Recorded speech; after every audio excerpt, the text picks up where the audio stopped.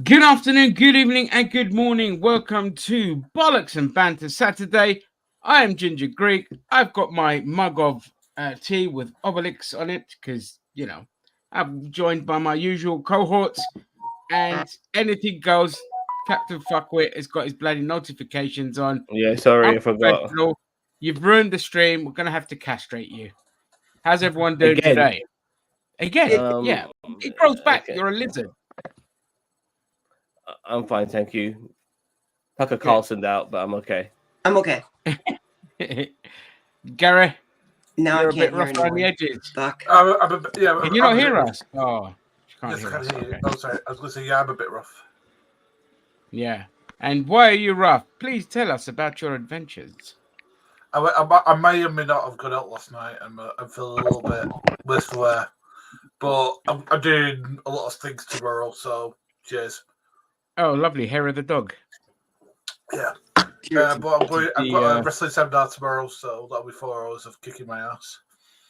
Oh, lovely. Nice. What are you going to be? Are you having a match?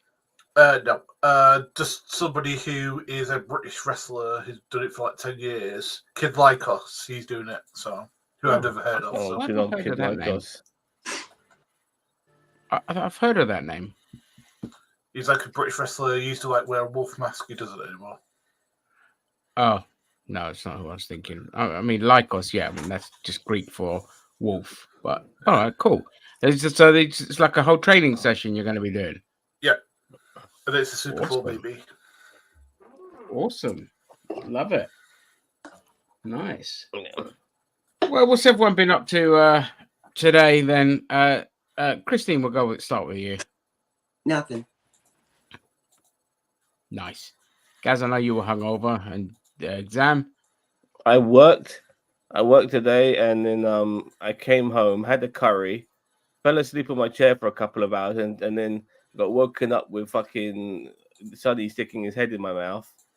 Found out I got a chip. That's where your teeth have been chipped. Possibly, but yeah, I got a chip in my inside my mouth of one of my tooth, and on my tooth, sorry, and I've also taken a massive fucking dump. One of those ones you'll never forget. So yeah, everything's all good. I'm ready to rock and roll. Yeah, I had to work today, which was basically just attend an event hosted by community groups and things like Age UK and other kind of like the NHS, like mental health kind of stuff and all of that. And it was lovely. It was it's the only time you'll get me in a church, that's for sure. And it was nice just seeing familiar faces from all the different community groups and all of that, and just doing what they can to kind of help people out. I stayed for about 2 hours, then I left. Then when I got home, I was ill as fuck. I don't know what the hell happened. I had a fever, and all I can say is thank fuck for paracetamol, because I'm feeling way, way better now. Cheetah, what have you been up to today? Forgot to turn my mic on. I had a meeting with my friend Winnie. We talked about the relationships podcasting that we're talking about doing. I went to the comic book store and I picked up the latest issue of Fantastic Four and 2 issues of My Little Pony for my daughter. My Little Pony's for you, yeah? Yeah, no, it's for my daughter. But I just figured I'd leave that long pause in there to give you guys a chance to speculate. Certified brony. Yeah, nice. Right? Well done. Congratulations. Then I went and I, got my hairs trimmed. So you've had a full day then. How did the meeting go? You guys going to do your little podcast thingy? Yep, we're looking at doing it starting on the 28th. We're gonna do it on Twitch. We're gonna combine our there's this new thing in Twitch. It's called like Twitch parties, where you can actually take 2 accounts and like pull them together for a thing. And then my thought is, and so we're looking at just doing it on Twitch for right now. What I might do is I might download the actual stream and like upload it to NerdTube if we have room for it. Or if we can figure out how to simulcast it, maybe to YouTube, maybe. But it's kind of, just experimental right now, Nice. Well, hopefully we get something out of that. Hello, Mr. Vance. Good evening to you, or good morning, or good afternoon, wherever you are. Came for the Bollocks and stayed for the banter. That's right. These And were hello, Rick. classics. Red Heat, great film, classic. Showing your son the good stuff. That's what we like to see or hear. Zam, you might as well kick off with the topics because I couldn't grab anything. I was so ill Okay, today. well, so first of all, we're gonna start off with something a little bit spooky. I saw this earlier this week, Zam's and butthole. no, I can't see my own butthole. I haven't got. I'm not a contortionist, dude. It's, You know it's what I mean? spooky though. No, it's renowned. But regardless, regardless, I saw this. Don't know if it's real or not. It is a bit freaky, and I'm just gonna pull up right now. So if you give me 1 second. Whack it on. This is a TikToker who is just renowned for like running around in Africa. He just does jogs and he films himself on his selfie stick jogging. So when it begins, he's not actually running away or anything like that. He's just filming himself jogging. Yeah. So Okay. that's how it starts.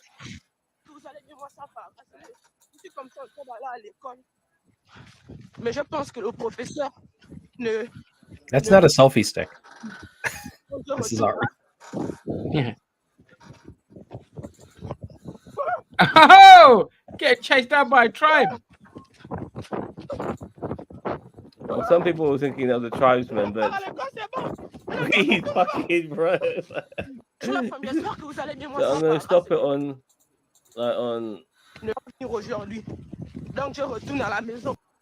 Look at that! What? What This is like watching that. Yeah, that's a. He's running from a No, tribesman. this is the movie. This is the movie. This is the movie Signs. That's Yeah, what this shit is. you are 100% correct on that one. Look at Yeah. Yeah. It's like Jesus Christ! If I saw this shit, I'd fucking learn how to run fast, man. Jesus. Listen, Christ. I'm surprised that guy didn't turn white all of a sudden. I mean, Jesus, that Yeah, my God. Yeah, that is fucking freaky. Yeah, and know, then like if you'd have boom, got caught, they would've afterburners. Meow. dude. I mean, but he's still recording. Like, man, I would have. I wonder if that was Yeah. staged. Could be. I mean, there's always a Could be said. possibility. But that guy is still there in the background. He's getting chased by MAGA. It's a nerdiverse. I didn't see her. Somebody should Photoshop a red hat on him. Oh look how far he like. Oh my God. Yeah, it's probably fake though. I mean, I don't know. I mean, I don't doubt that it could happen in Africa. I mean, there are definitely cannibals. Yeah, How are you still holding yourself running like that? Yeah. That's what makes me think it's fake. Is like that he's still like recording and like, dude, I don't care. I would either drop the phone or I'd have put that son bitch away quick and then took off. There's no cannibals in Africa. There aren't? No. They aren't. No. Are they popular like the French Polynesia? I thought. I was about to say I thought there were, or is it South America where there's cannibals? Oh, whoops. Yeah. There's one island that if you go to, they'll kill you if you set foot on it. I don't know. Yeah, Sentinel Island. Yeah. Well, I don't know if they'll eat you there, but you'll die. But No, they there's won't. They don't eat you. Then they'll kill you. yeah, there's no evidence of modern day cannibalism. But he could kill you, right? Oh, they're not. Here we go. Look, there are 9 cannibal tribes in Africa. Whether they still practice it, I don't know. No. Well, I just remember that shitty movie King Solomon's Mines, where fucking Alan Quatermain and Sharon Stone were getting cooked in a pot. You know, Richard Chamberlain's Alan Quatermain and stuff like that. And then the way they got themselves out of it was by like moving the pot left to right, and then they rolled themselves out of trouble. You know, Never seen that film. It's a look. It was It's like because old. when Indiana Jones came out, there was a lot of copies of that movie, and and because he's obviously people said that Indiana Jones copied Alan Quatermain, they decided to go down the Alan Quatermain route. Richard Chamberlain played Alan Quatermain. The film's really, really shit. I loved it as a kid. You watch it now as an adult, and you realize, my God, this is fucking terrible. You know, and yeah, so I don't recommend it, but it's worth a watch. He didn't make a sequel. Sorry, Richard Chamberlain made the sequel to that King Solomon's Mines, and the funny thing is, he's looking for his lost brother, but his lost brother is his real life gay husband playing his lost brother in the fucking movie. Wow. Yes, yeah. So that was a bit weird, I thought. You know what I mean? Having your lover play your fucking brother. Yeah. Well, even if it's acting, it feels a bit weird. Yeah, I think it's just ceremonial now. Like there's no practicing cannibalism. So I'm just stuck on that for some reason. I don't know why. Yeah, that's all right. In that movie, it was called Alive, and I think the one I watched was called Society of the Snow. Like they ended up eating their own dead passengers when they got stuck in the Andes. Yeah. Initially, they were reluctant to it. They were very reluctant, but after a while, they thought, "Fuck it." You know what I mean? I'll have John's rib right now, man. You know what I mean? Yeah. Once you get hungry enough. Yeah. Once you get hungry enough, the Pope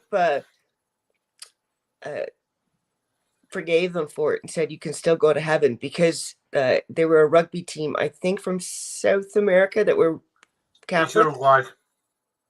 You're Uruguayan. Yeah, South America. Yeah. They were Catholic and they were very upset that they weren't going to go to heaven, but the Pope was like, "Oh no, it's okay. You eat the food." Yeah. Yeah. Well, just pay a tenner and you're in. You should watch anyway. Watch the movie on Netflix. It's really good, quite graphic as well. Like the part when the plane crashes and all the seats compress against each other and all the people sitting in the seats are getting crushed and their bones are getting twisted and shit like that. Oh, it's fucked, man. Yeah, but the fact is, if the best, not to the best thing, but in a way, being rugby players, being athletic, and they were very young. A lot of these guys were in their like early 20s. It was probably if anyone was going to survive that, it was people like that. Athletes, young men who were able to get themselves out of this particular crisis because the strongest of them volunteered to head out of the crater they were in to look for help, which they ended up finding and save the rest of their group. He took some ass with him. I know that's a bad joke, but he did. Yeah. I mean, it's a very famous story. I mean, like I said, I think the guys are still alive who kind of were a part of that. I mean, and apparently they still feel like really guilty about it. It's but they take that to the grave. They still meet up once a year and have lunch together. Fuck you for that joke. Yeah. Imagine if they're a girl and go, steaks and ribs. And ribs. They go, I want to eat you out, and she has no idea what he means. And that was the last time she went on a date from the internet. Yeah. Literally. Exactly. So, good film. All right, so you guys ready for my new segment? Cool. Yeah, let's rock and roll. So Mario's butthole is on screen. No, here it is. Stupid American cunt.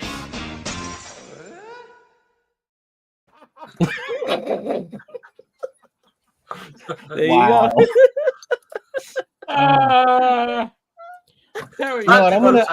I'm gonna create a segment. I'm gonna create a segment that's just like UK or British or a bunch of cunts. Please do. So, please. We're all for it. All right, yeah, I did that on. No, when you guys are really into it, then that we'll do another segment called Canadian saying sorry, and it'll just be a Canadian just saying sorry, and then it'll just cut straight back to it. All right, so well done, Zan. Thank you very much. So basically, we're going to just look at 3 different clips I found here on TikTok. We're going to get the political one out of the way first. These are just regular Trump supporters. Yeah, that's fine. So let's just check this one out. This one I found not only funny but pretty disturbing at the same time. I voted for Trump, but I certainly will not be doing that again. When did Trump lose your support? The nail in the coffin for me with Donald Trump? Let me guess. Charlottesville. No. But okay, you're not going to guess it. Kids in cages. The insurrection, January 6th. Nope. Okay. Wait, hold on. First impeachment. Nope. Second impeachment. Nope. Okay. Inviting white supremacists over to Mar-a-Lago. No, but that, I mean, criticizing DeSantis before his election. Wouldn't have guessed it. So that's fine, right there. That was the nail in the coffin. I would have guessed kids in cages. I told you wouldn't have guessed it. I know. I would have saved it 30 minutes. This is why you come out and talk to people. You're constantly surprised. Yep. Hey, it's Jordan Klepper. I didn't realize that was Jordan Klepper first with the sunglasses. Jordan Klepper for me should have been the new host of the Daily Show. He was absolutely yeah. No, He's I don't. funny. No, He no, is funny, but I don't think he should have. Go ahead, No. or Ginger. He's better where he is doing what he does there because he's fantastic at that. on the street, And but he will needs to not be evolve. able to do that on the Daily Show. Yeah, He could be a special that's like when people. consultant. That's why Yeah, people who say exactly. John Oliver should have been like, no, I like John Oliver where he is. Like he shouldn't have been the host of the Daily Show either. Yeah, but this Okay, so guy can be one of those special correspondents for the Daily Show for sure. You could come on from time to time and do stuff like that. I mean that I would be 100% on board with. Yeah. So as I was trying to find content for this particular segment, I decided to I've got go for one. a classic. I did. Yeah, so sounds this is- fun.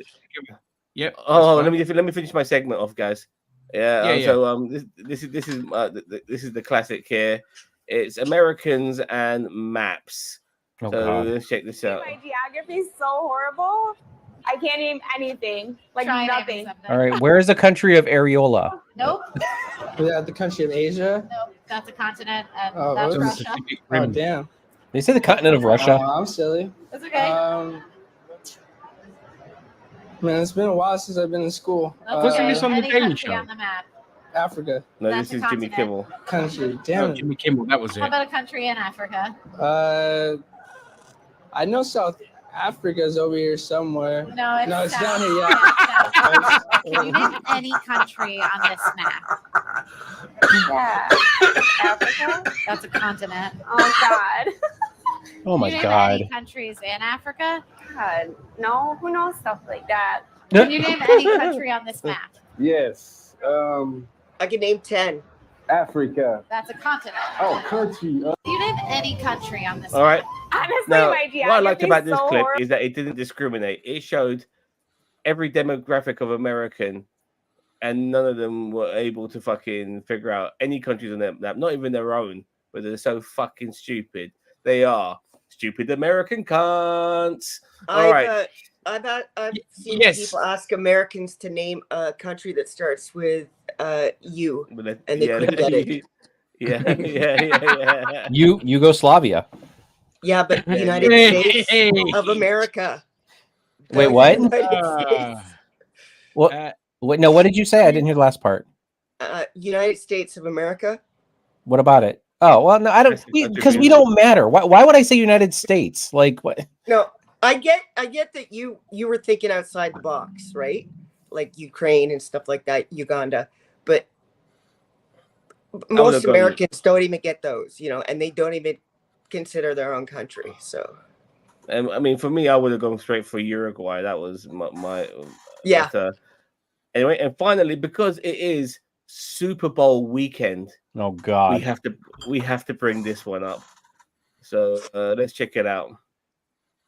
People are saying the World Cup is more popular than the Super Bowl because 1.3 billion people watch the World Cup, while 114 million Americans watch the Super Bowl. But this is nonsense because there are over 8 billion people in the world, which means only 16% of people tuned into the World Cup, while there are 336 million Americans, so 43% of us watch the Super Bowl, which proves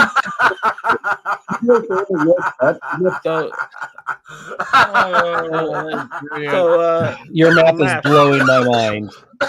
The maths for this guy is, it killed me, and it made me go like fucking Tim Allen, because like, what the fuck was this guy thinking? Like when he made that, like he probably thought he was so smart. Hopefully it was a parody, but you never can tell, So that, my friends, is my stupid American cunt. Cheeto, you want to feel better after that? Just remember that in the UK, in the northern parts, they had to take peanuts off the shelves in supermarkets because they didn't have a sticker on them that said may contain nuts. Nice. Oh my god. Oh Jesus Christ! What is it? So, Gaz, what are you gonna add? Right. I mean, how do you follow that up? Have you guys seen, right? There's been this thing that right wingers have been promoting of this guy probably debunking that J.K. Rowling shouldn't be silenced or something like that, like using logic and shit like that. Like loads of right wingers have been like platforming this fella. It's like some teacher in some place in America. I don't know what this guy's name is. One second. I have no love for J.K. Rowling, by the way. I'm not sure if I would necessarily want to silence her. No, it's not silencing her. It's just. Oh, I mean, speaking of weird transphobes, I saw this meme earlier and I absolutely pissed myself laughing. This is Matt Walsh. Yeah. He likes them young, doesn't he? Yes, he does. Yeah. Him and Leonardo DiCaprio. Like no. Well, DiCaprio at least likes them legal. Yeah. Unlike Matt Walsh, who's obsessed with like 15 and 16-year-olds. Ugh, God. You know, I've said once they're over 18, I don't give a fuck. You know what I mean? If you want to go down that route, that's fine. Just not before that. Yeah. You know. No, I 100% agree with you. I mean, whatever, you know, but yeah, as long as they're adults. Yeah. Yeah, as long as they're their adults. childhood. You know what I mean? Like, that's, if Zam's like, as long as they got a dick, I don't care. Well, funny enough, Mick Jagger is 80 years old now, and he's expecting his 8th child from his current wife, who is 37. So she's less than half his age. Like, I saw that from like Al Pacino. I think Al Pacino is like in his mid 80s, like he's 84, and he's expecting a kid as well. Like, yeah, what is wrong with people? I thought Charlie Chaplin was the oldest actor celebrity to have a kid at like 74, 80. Yeah. I mean, the fact you can still get an erection at that age, you know, the wonders of playing Viagra. Yeah, Viagra. Madrid will host an NFL game in 2025. Well, probably. I mean, Tottenham hosts a lot of NFL games. Well, now they did it this year. There was like, you know, like the League Cup version in Spain. I don't know what it's called, but the FA Cup is the Copa del Rey, and I don't know what the League Cup is called in Spain. But they had a League Cup match which just happened to have Barcelona and Real Madrid in that match. I don't know if it's the final or not, but they played that game in Saudi Arabia. Oh yeah, I saw that. Yeah, and I thought, what the fuck, man? Like, it was a competitive football match, you know, where played in Saudi Arabia. Man. It was ridiculous. Right. Actually, there is something I want to bring up. Is this one thing that I hate on the left side of things? Right. It's this term, cultural appropriation. Right. Fuck off with that shit. Right? I fucking hate it. Right. Right. Like, I'm sorry, but I mean, like, we all take like good stuff from other cultures and we use it. Like, we all like curries, we all like flaming fish and chips, we all like flaming buffalo wings, we all like flaming, you know, Chinese food. Yeah, so how's that not a culture? I like fireworks. Listen, February, you got all the companies. They're wearing, you know, they're all wearing the African colors. I mean, that's, you know. Cultural appropriation is one of those dumb American things that people bang on about. Over here in Sane Land, we don't give a shit about any of that. Well, because you know, I mean, in America they get offended over people doing foreign accents. You know what I mean? It's just like, fuck off. You know, it's endearing. It's not taking the piss. Somebody does a Greek accent, they can't because they don't know what a Greek accent sounds like. So it's great. You know, exactly. I can do it right now. Would you like my pizza? My spicy meatball? You know that sounds. Would you like my sweet meatball? I got the sweaty balls for you. Yeah. Perfect Greek, both of you. Absolutely perfect Greek. Oh, I thought we were doing Italian. Sorry. I know. On a serious note, though, like, do you know the guy who's been dating Taylor Swift? Right, he has a fade. Right, and the thing is that a fade. It's a haircut, right? Oh. And people call it the Travis Kelce, and people say that's cultural appropriation. No, it's not. Fades have been a thing since the 1970s. They are still going on. They do in this country, right? Yeah, I told you, man. Americans, man. The doesn't Right, matter. touch us like this Doesn't is matter if somebody they're and black what or was white. They're all fucking done with all this kind of tribal bollocks. What do you know guys? what I What mean? do you guys think? Like, I know some people who have an issue with white people having cornrows and dreadlocks and stuff like that. What do you, we're talking black people having an issue with white people having those sort of hairstyles. Listen, I don't have a problem when like a black girl or guy has straight hair. Like what? Yeah, like, likewise. Like what? Like you know, it's like that's like a German having a problem with a different race having blue eyes. Oh wait, oh. And dreads is not an exclusively black thing. Neither are braids. You know what I mean? We had it in Greece for decades. Yep. So And again, Nordic countries did their hair like that all the time. Yeah, exactly. And people do have blue eyes from other countries. I've met Africans when I was in Africa with blue eyes. Yeah, I know. That's what I'm saying. It's like it just makes no sense. Like it. Yeah. I mean, there's so much like international like procreating going on. It's like I tell people, doesn't matter. people that have issues with that. I said to them, okay, why are you wearing pants then? Why are you wearing pants? Hey! You are wearing a Western design thing. Okay, it has its roots in Italy, pantaloni. You know, you're wearing jeans. Okay, so let's you know, why don't you wear your African or Chinese or whatever garb if you've got an issue with that? Oh, you're not going to? Oh, well, shut the fuck up then. You know, you can't have people just one go for the too other. far into it. And women should stop wearing high heels because originally men wore the high heels, Exactly. right? So, I mean, listen, I still got my 4-inch stilettos over, you know. So nice. Like yeah, like DeSantis wears high heels. stilettos. Yeah, But yeah, this is something, you know, as a lefty, when I see people on my political side of the aisle make these issues and make these arguments, I'm like, come on, these if anything, you should be happy to know that people are appreciating certain things about your culture, that they want to replicate it themselves. You know, it was an imitation is a form of flattery, or well, I forgot the exactly. It's the highest form of flattery.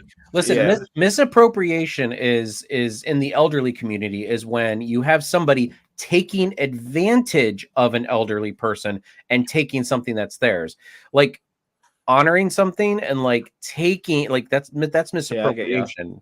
Is taking advantage of like a nationality or community or heritage. You know, like let's say I don't know, like let's say making fun of it. Or making fun of, but that's what I'm saying, taking advantage of it. You know what I mean? Like that. Yeah. The British do that. They've taken advantage of it because we've plundered. You know, this nation has plundered so many lands and taken all their resources, and we've used symbols from other countries as our own, like the lion. The lion is an African fucking animal, yet we've made it a British symbol. You know, we've taken all these fucking jewels and shit like that. The crown jewels is fucking full of African different types of minerals and materials, but yeah, we made it ours. You know, colonizing and shit like that. Yeah, you just have to go even the to one of English your. flag. You just have to go to one of your museums. Say that again. Sorry. Yeah, you just have to go to one of your museums in London, right? Yeah. And I'm gonna make some tea. I'll be right back. Okay. So you want to see what I'm eating right now? Yeah, of course. Okay, so this is a little like cakey chocolate thing. So it's in the silver wrapper. It's one of these sort of German things you can get, you know, in UK shops, and it's got this little chocolate molds in it like that. This little cakey thing. That's nice. Is it nice? Yeah, it's nice. I've had one of these before. It's nice. It's just the right amount of chocolate that makes you want more. But like one time, like I worked in this hotel for a couple of months, and the chef would make me this ice cream sundae, and he would only put a little drizzle of chocolate sauce on it, and I really wanted more of that chocolate sauce. And so one day I told him just like to layer that fucking chocolate sauce all over it. But then the chocolate sauce was too much. You know, you want to be able to appreciate the taste of it without it smothering the ice cream. And same with this, even though there's a decent amount of chocolate, it seems like there's a lot of chocolate on there, but it doesn't feel like there's enough. But there's enough to make you appreciate it. Yeah, I mean the way it spreads as well when you bite into it, it Like makes Zam's that legs on a Saturday night. It's So yeah, it's very tasty. lovely. Oh, Christine, what are you eating there? Donut. My uncle Nice. bought them. Nice. Here's one that will make you laugh. Just a quick one. Where is it? Is it this one? Yeah, this one. Listen, if it's a picture of my nudes I've been sending you, don't do it. Hello, Jenny Ortega stuns a new photo. Guy above. People are attracted to her. Pedophiles. She's 21. What? She's petite. That's why they say that, because she's I'm about to a say, short if she's girl. 21, like, Yeah, listen, she's not my type, but she's very pretty and all that. Yeah. But Well, fucking 21. It's about 4 years too late to call somebody a nonce for liking her. like what's her name? Maisie Williams. When she started doing Game of Thrones from season 1, she was like 11 years.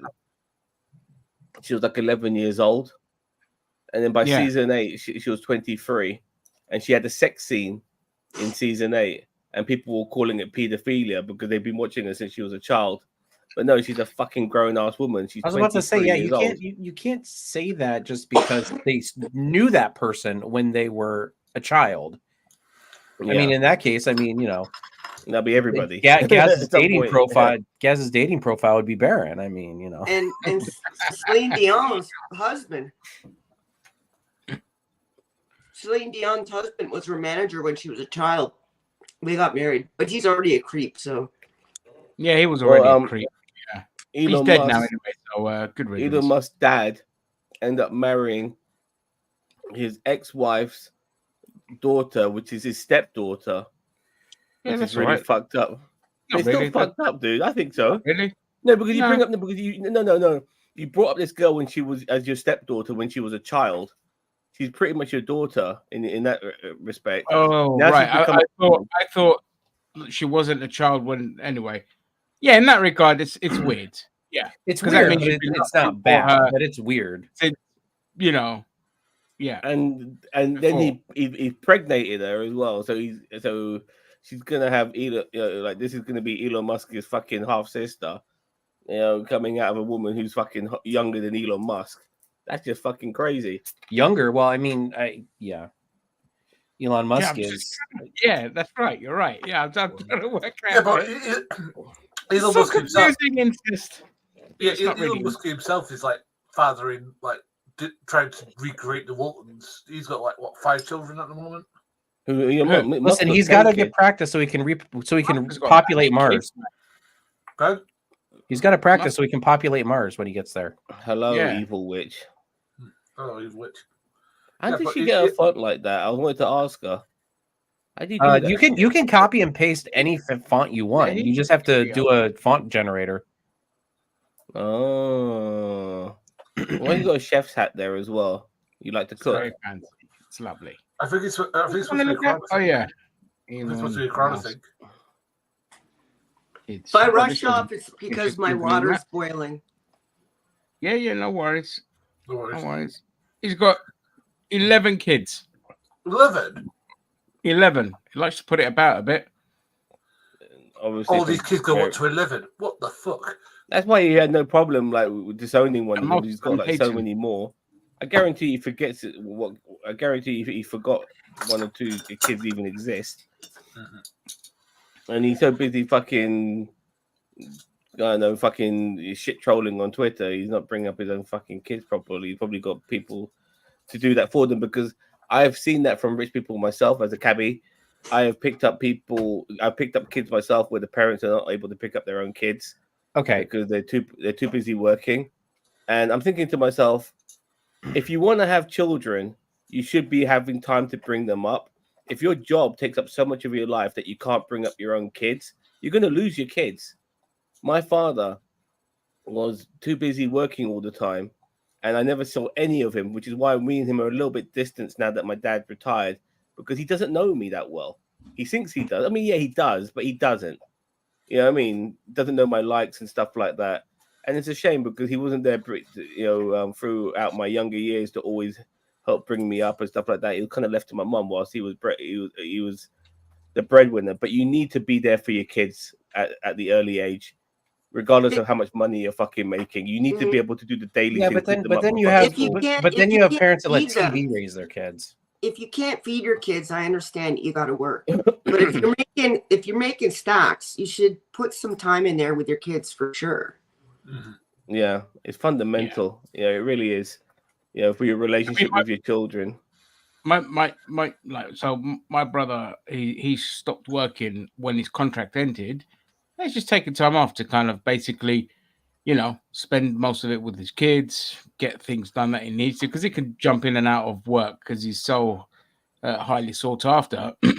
But it's been the best thing, and because the wife kind of works from home as well, it's been fantastic. Like, these kids, they don't understand the privilege that they've had with having their parents around 24/7 to kind of grow them, look after them, and all this kind of stuff. We didn't bond have with them.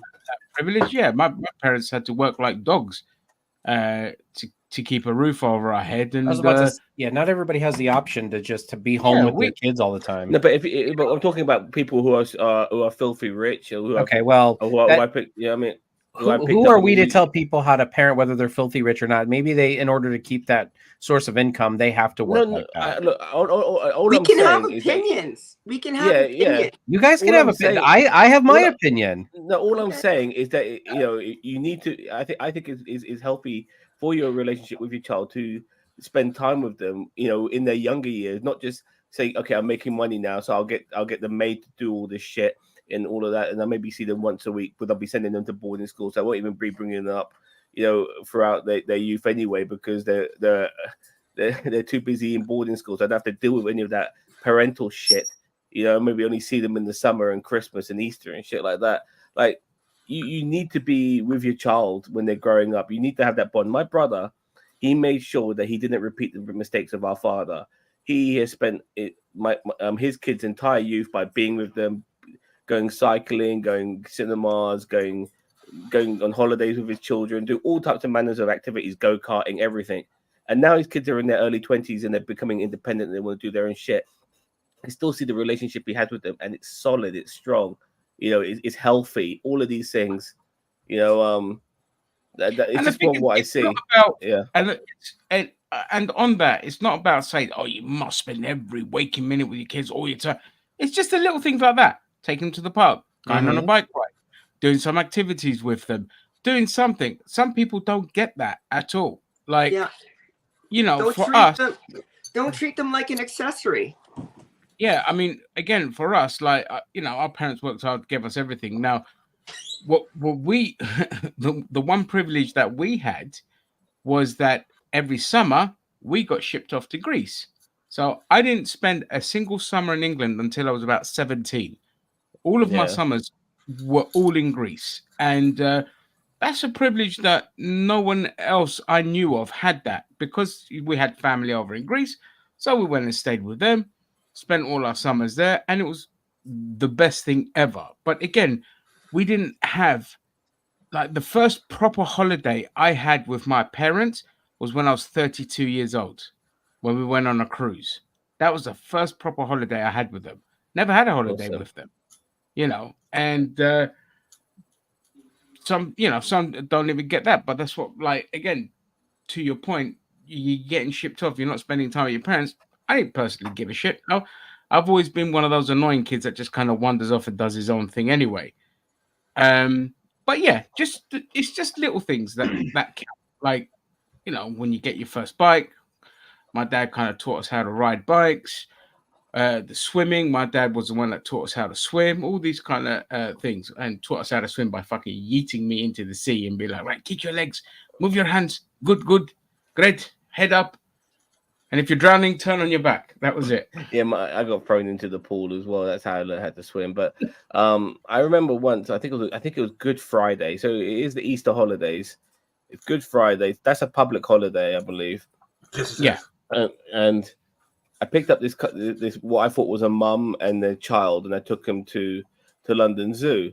But I then found out after talking to them, it wasn't the mum and child; it was the babysitter and the child. So even on Good Friday, the babysitter is taking the. I don't know. Look, there could be an abundance of reasons, but I did for why that was the case. But wow, like you can't even when it's a public holiday where you should be able to find the time then to take your kid, you weren't able to do so. The babysitter had to do that job. And is the babysitter the parent or you the parent? Because you want to have that relationship. So yeah. Yeah. For those that have the money to do it, they don't. A lot of them just like have other people deal with it, and that's why you raise all these kind of weird detached children. That's why they all look they're all weird, like your Donald Trumps and all this kind of stuff. They're weird because parents didn't spend time with them. Yeah, but you also have those that get coddled and then they don't know how to deal with, anything. Like when they get homeschooled and everything, like you can go the opposite side of the pendulum with that. Well, I think it's still the same side of the pendulum. If even if their parents are not around, they get away with shit because they haven't been taught any values by their families. And so if anything, all they've learned is that even though my mom and dad are not around, I can do fucked up shit and they'll bail me out regardless because that's what they're capable of doing. Yeah. So anyway, well, for once, Eva Witch and I agree. No points in having kids if you have no time for them. Totally agree. Well, and that's why I think here in America we need to have better, social planning structures for young adults who, so it does prevent them just having kids, for 100%. Yeah. I mean, and we agree again. No point in having kids. Again, I don't want kids because I mentally can't devote all my time to kids. I've had the opportunities back in my early 30s. I don't want to do that. Mainly because I was just having too much fun. I was enjoying myself. I didn't want to get stuck in a situation where I would feel trapped. Not that I wouldn't give the kids all the love in the world, but it's just like it's not what I personally want. Nothing against anyone else that wants that. Wonderful. But that was a conscious decision I made to break up relationships on that basis. It's just like it's not for me. And because can you imagine you bring a kid in the world and let's say I could say of all this, but if I wasn't mentally in the mood, like I know people in my family that suck at it, okay, then I'm not talking like immediate family, aunties, uncles, blah blah blah. Then it's just why bringing so many kids into the world? It's not just one. You're bringing in like 4 kids, and you suck at it. You don't even know what to do with the kids. You're just trying to fob them off to other people. Like that's selfish. So yeah, going back to Elon Musk, just seeing how. Sorry. Well, I chose not to have kids because I was dedicated to my career, and I'm not saying you can't have a career and kids, but I really, in my own opinion, I was like, you need two or more to raise a child. In my opinion, that was my choice, and I was single, and I wanted to be single, so I was like, I'm not having kids, and it turned out to be the best decision ever because later on I found him. When I developed my bipolar, I am in no way capable of taking care of children now. I could have in the past, but it would have been detrimental. What if I pass those genes on? There's more than enough people in this world. I mean, it's not required of me, and I like being single, and I like being without kids. Yeah, and perfectly fine. Nothing wrong with that at all. And the thing is, as well, like. Because you've developed bipolar, that who's to say there wasn't a high risk of you developing postnasal depression and things like that, postpartum depression. Postpartum depression, yeah. So there's always those kind of. Yeah. Huh? It can be called postnatal, not nasal. Did I call it nasal? For fuck's sake! Yeah, postnatal depression. Jesus Christ. And as I said, regarding that word's in my repertoire, not at all. Hey, Zam's trying to make a point about Elon Musk. Let him make his. I was point just saying about regarding Musk that he's got so many kids. I sometimes feel like he doesn't know if some of those kids even exist. He has no time for one of his kids who's become trans, and now he's using that issue to obviously attack trans people, which he does on a regular basis. He's learned nothing, from being a father. When he, if anything, with his position and his power, he could put such a positive spin and positive spotlight on transgenderism, but he doesn't. He goes down the opposite route, which is it's a real shame. Yeah, it's because that's his power base at the moment is right wing nut jobs. Well, that's with just generally because the thing with the right wing is that they have this sort of cult of personality mindset. They worship you, like people like Joe Rogan, like Elton John, Elon Musk. I meant, and Elton John. Yeah, Donald Rocket Trump, Man, and I say they- fuck everyone. Yeah, they see you maybe a little bit successful, say a few good things, maybe speak out against certain establishments and think, okay, yeah, you're my guy, and I'm gonna fucking follow you off a fucking cliff, regardless of what you say and what you do afterwards, and that's what it is when it. That's why people like Russell Brand and Dave Chappelle and all these motherfuckers go down that rabbit hole as well, because you will get loyalty, beyond belief from these motherfuckers. They won't hold you accountable. They'll fucking love you for everything. They won't question you, which is They'll only what it ditch you means. once you start liking trans people or vaccines. That's when they'll ditch you because they're Exactly. fickle. Yeah. So that's why he's gone down that route, because he was a reasonable guy.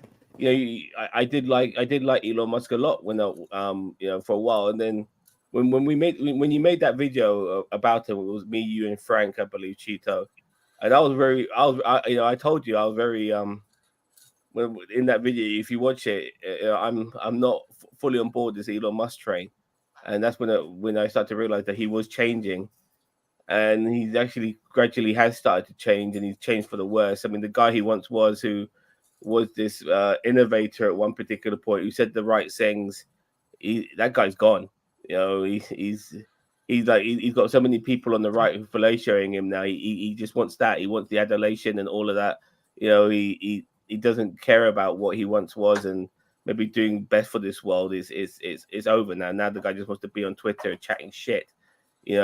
Propping people up like N wokeness and all these other racist cunts like libs for TikTok and all those motherfuckers. Yeah. By the way, just as again, because there are no rules or regulations in this on Saturday. I don't know if you guys remember the actor Andrew McCarthy. Yeah, I do. He's part of the Brat Pack era. That's the one. Yeah, so he's doing a documentary. Tracking down these fellow Brat Packers, and I'll let me bring it up. It looks great for his age. But if you watch his interview with Michael Rosenbaum, very good. Yeah. How the term Brat Pack actually did more damage to their career, because people thought that they were a nightmare to deal with when it was just the polar opposite, and that's why it cost them a lot of jobs. Well, people like Charlie Sheen didn't really help, did he? You know what I mean? And Robert Downey Jr. Both of those guys, they went down. I think most of the Brat Packers went on to have decent careers, didn't they? But they were renowned, at the time, it hit a stumbling block. That's what it looks like now. But yeah, I'm looking forward to this documentary. It looks all right. Yeah, it looks great. Yeah, but that'll be an interesting one. That was a really great generation of actors. That was Anthony Michael I Hall, love the movies with all of them. Yeah, St. Elmo's Fire, or that. Yeah, St. Elmo's Fire, and The Breakfast Club, and there was another one. If you're in those movies, you're a part of the Brat Pack. Sorry, Weird Science. No, not Weird Science. Weird Science, you got extensions of that, but there was a trifecta of films. There was 16 Candles. Yeah. No, 16 Candles. Ferris Bueller. Boys. Dinah. Remember Dinah? That was probably one of the earlier ones. Dinah. Yeah. With people like Ralph Macchio, the Karate Kid, he was part of that, and even Patrick Swayze at one point. And Gas Thomas Howell. Bueller's. Yeah. What was the name of that actor? I forgot his name now. Which one? Ferris Bueller's Day Off. Inspector Gadget actor. Matthew Broderick. Oh yeah, Matthew Broderick. Yeah. Never been a fan of his. He's a terrible actor. I don't know what the hype was around him. Well, I liked him in Godzilla. Ferris Bueller's, he did a good job. I just never been a fan of his. Would you think Tom Cruise was? Because when he did Risky Business, that's a Brat Pack movie. You know what I mean? And him and Rebecca De Mornay. My God, she was fine when she was younger, man. Jesus Christ, Yeah. You still Yeah. would though. See, I saw her I in still would with in. anything. To be fair, I'm not fussy. I don't know about Rebecca De Mornay because she was in Jessica Jones and nah, not anymore. But there was a while she looked really great. There's another actress as well, but I forgot her name. She played oh God, she was in she played not Stifler's mum, but Shipbreak's mum in one of the in the latter American Pie films. Oh, was it Lauren God. Holly or something like that? No, not Lauren Holly. No, hang on. It was who was it now? Get her name. She's awesome. She's so fucking funny. Let's see. Get the cast here.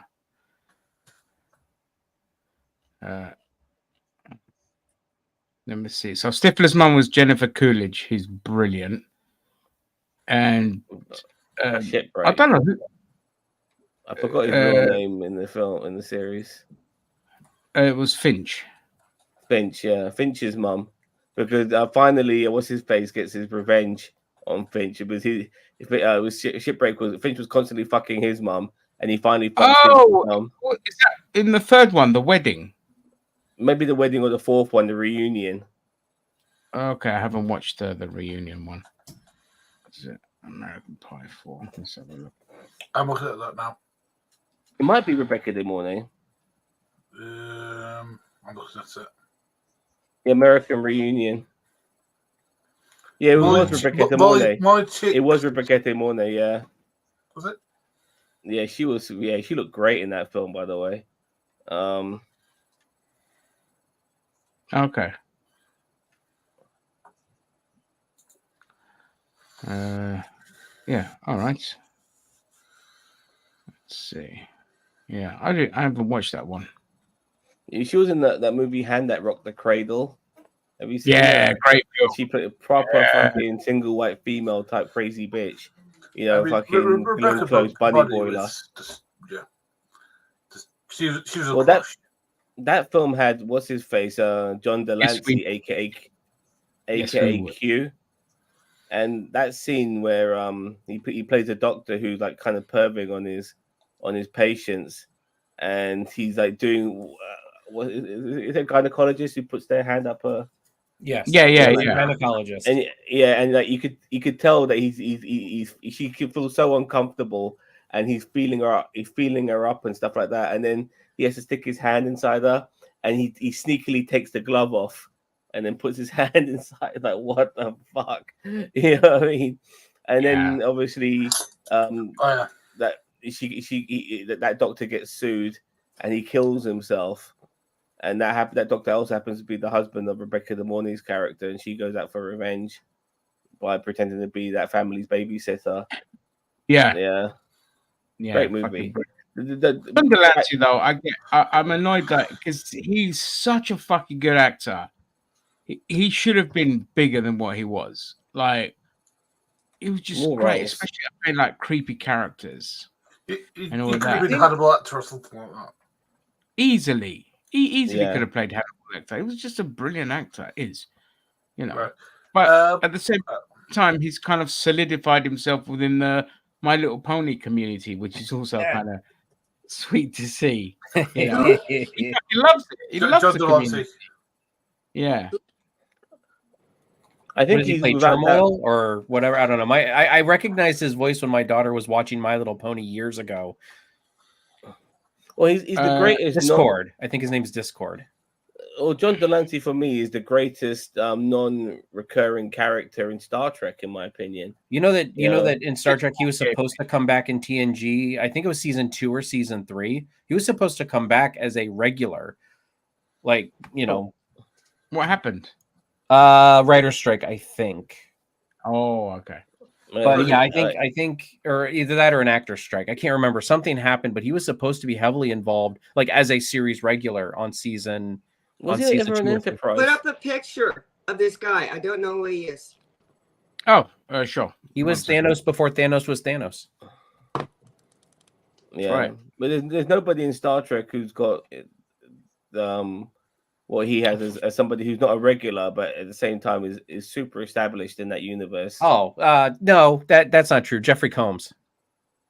No, Jeffrey Combs is the actor, but the character of Q. Oh, you okay? I was gonna say if you're talking about, I mean, don't get me wrong. Like Jeffrey Combs is right up there with John Delancey, but by the way, I would love to see you know when we're talking about like when I was talking about Sophia Vergara, or how the fuck you say her name, Vergara, how she got a leading role in Griselda. I would love to see Jeffrey Combs like get a shot at playing a lead at something, you know, a serious role or whatever, comedy, whatever it may be.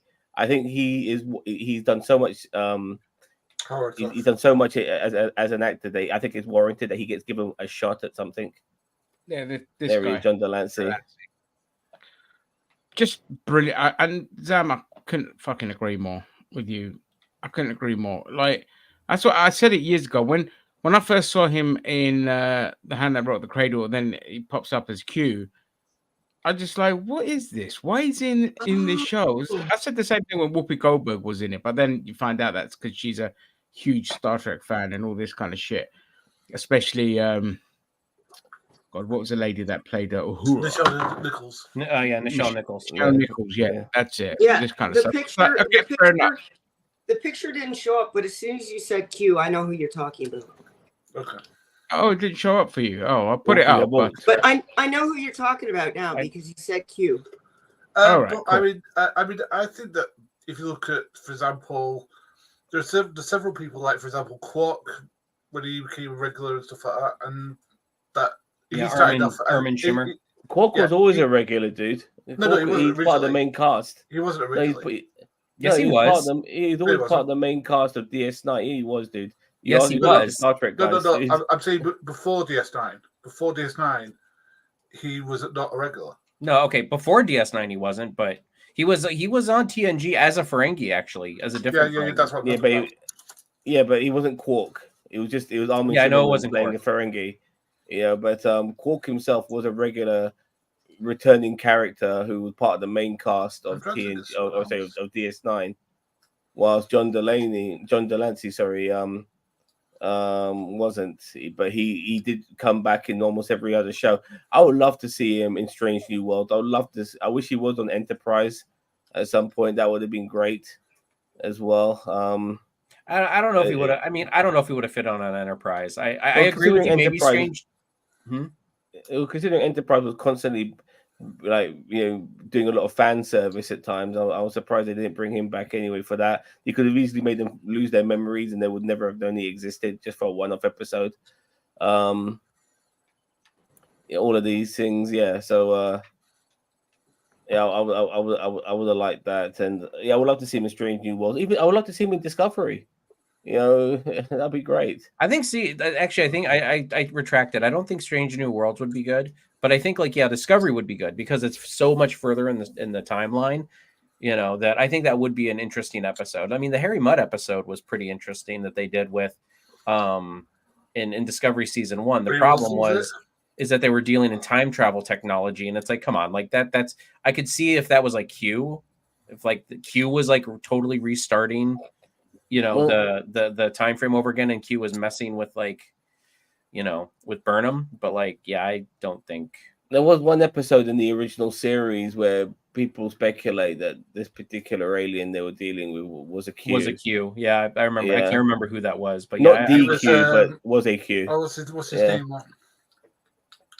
It's the guy who does the war stuff. He's like a child or something. No. It's an adult. No, but in the species he's in, he's a child. As I said, he's played by an adult, but the species he's in is a child. Is it Charlemagne or something like that? Where he's you're not talking about Clint Howard, are you? No. Okay. No. Okay. He's literally wearing sort of Renaissance era sort of clothing, like Napoleonic War sort of thing. I would have liked to have seen many episodes with Q because you just had so much you could do with him, and it was limitless. and he was fun. Yeah, he was. Without that, like the best non-recurring character in Star Trek. I don't think there's anybody who comes close to him. I mean, you could maybe talk about certain people in DS9, but they showed up so often that they might have like like Gold to Cut and stuff like that. That they started becoming part of the main cast. So that's why I go with Q. So there you go. So, and I just want to quickly, sorry, I apologize, Chris, but I want to quickly talk about wrestling because she's frozen. I don't know if she's even. I'm listening. Oh, okay. I just your screen, like your image is frozen, so or your video is frozen, so that's why we can hear you, but. Oh no, go ahead, take your time, talk as much as you like. Of days, all us men were, simultaneously shooting our loads when we saw the press conference on Wednesday and how that panned out. It was glorious. It was probably one of the best promo segments I've ever seen in the WWE, and it was supposed to be a press conference, and it just was a glorified promo show. It really was. Yeah. You know what? They went about it the right way. It got people talking about it. Definitely, damn right. But it got people pumped for SmackDown, which ended up being an absolute fucking disappointment because nothing fucking happened on SmackDown regarding the repercussions of what happened on Wednesday. Maybe it's a good thing. Triple H's speech was the only repercussion. And honestly, didn't The Rock? No, or was that on?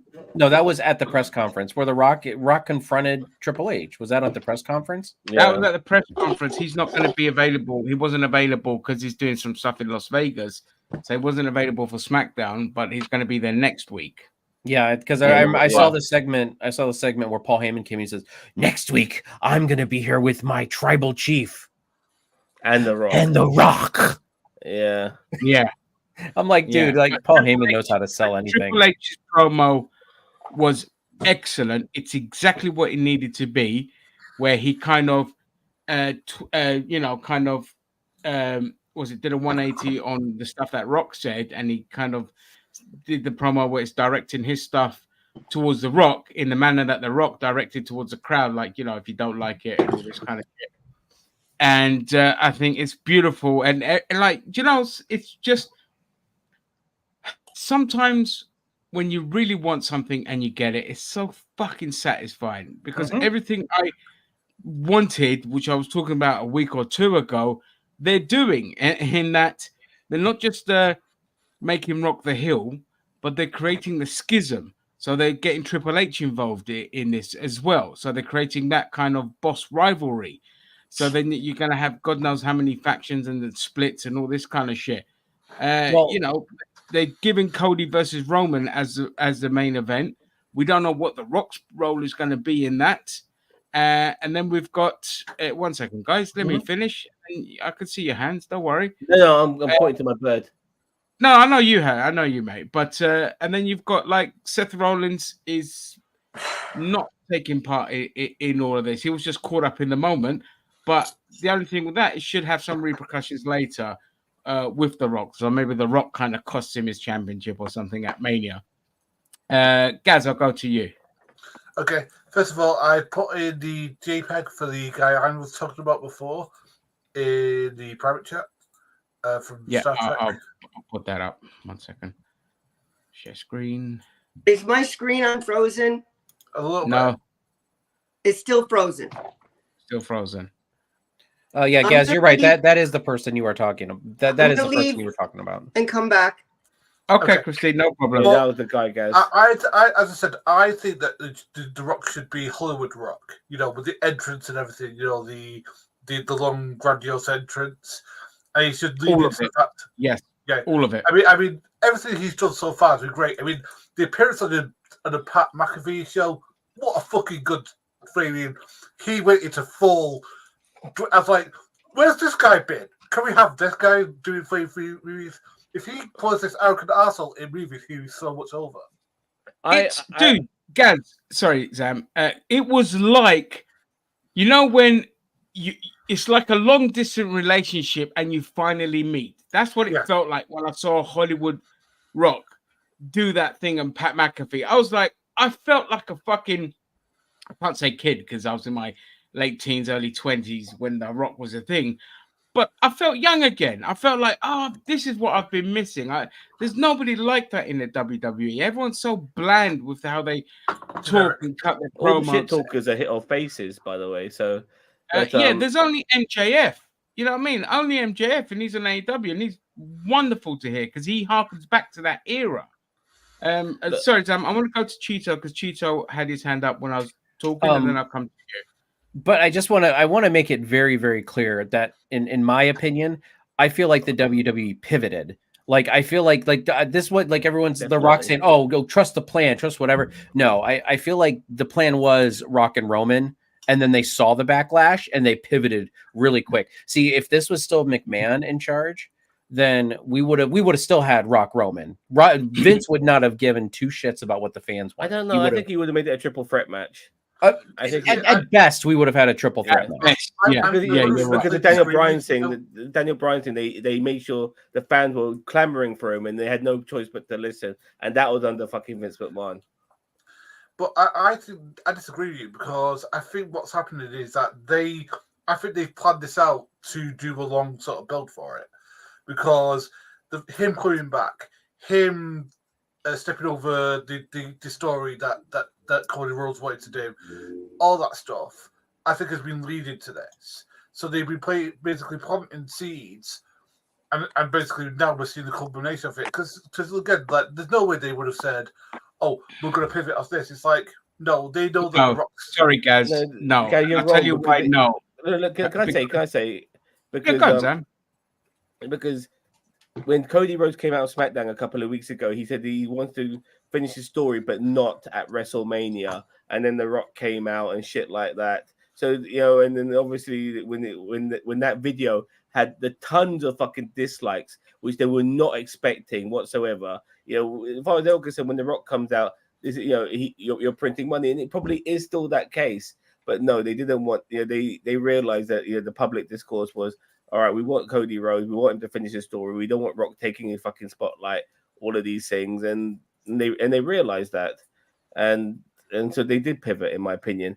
I also want to add. They pivoted. I also want to add, because as I got my bit now, is I don't agree with you on Hollywood Rock as the heel Rock. I prefer this version of Rock we're getting now, which is the corporate Rock. We've had Hollywood Rock, and he was younger then, and he was more flamboyant. Yeah. This is the 52-year-old fucking boss of bosses, corporate Rock. He walks around like as soon as he came back, immediately Roman Reigns was in his shadow. Yeah, and Roman Reigns is supposed to be the head of the fucking table, and Roman Reigns was walking kind of behind the Rock and standing in his shadow. So hopefully something will come out of that as well, because obviously Roman Reigns. I know, I'm waiting. Yeah, with obviously Roman Reigns needs to confront the Rock about this regarding the head of the table malarkey and all of that sort of stuff. But the Rock coming out as this fucking boss of bosses, I'm liking this. You know, throwing his weight around. Yeah, this is the version of the heel Rock what I want.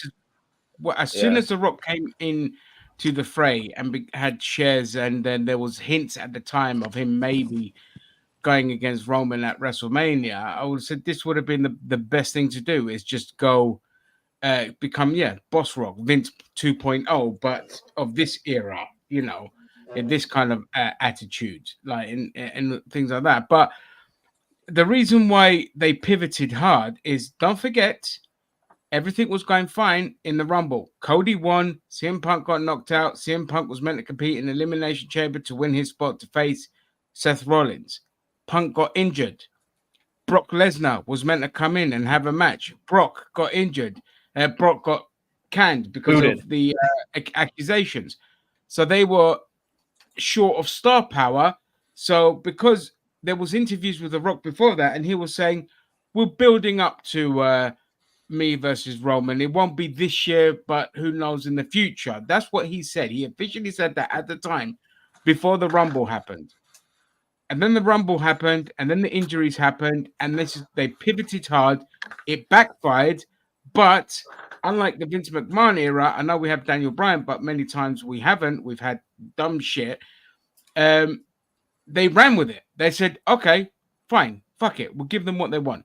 They don't want The Rock as in WrestleMania. We're just going to turn him heel, and then, you know, the rest is history. But every time WWE fucks up, or a lot of the times when they fuck up and then they have to salvage it, they do well with the salvaging, like we said with CM Punk and with Daniel Bryan and all this kind of stuff.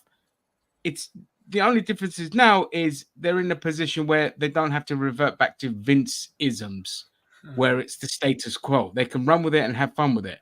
Whereas with Vince, you're like, here's your little fix, here's your moment of happiness, and now I'm going to bury that, and now I'm going to do fuck all with it.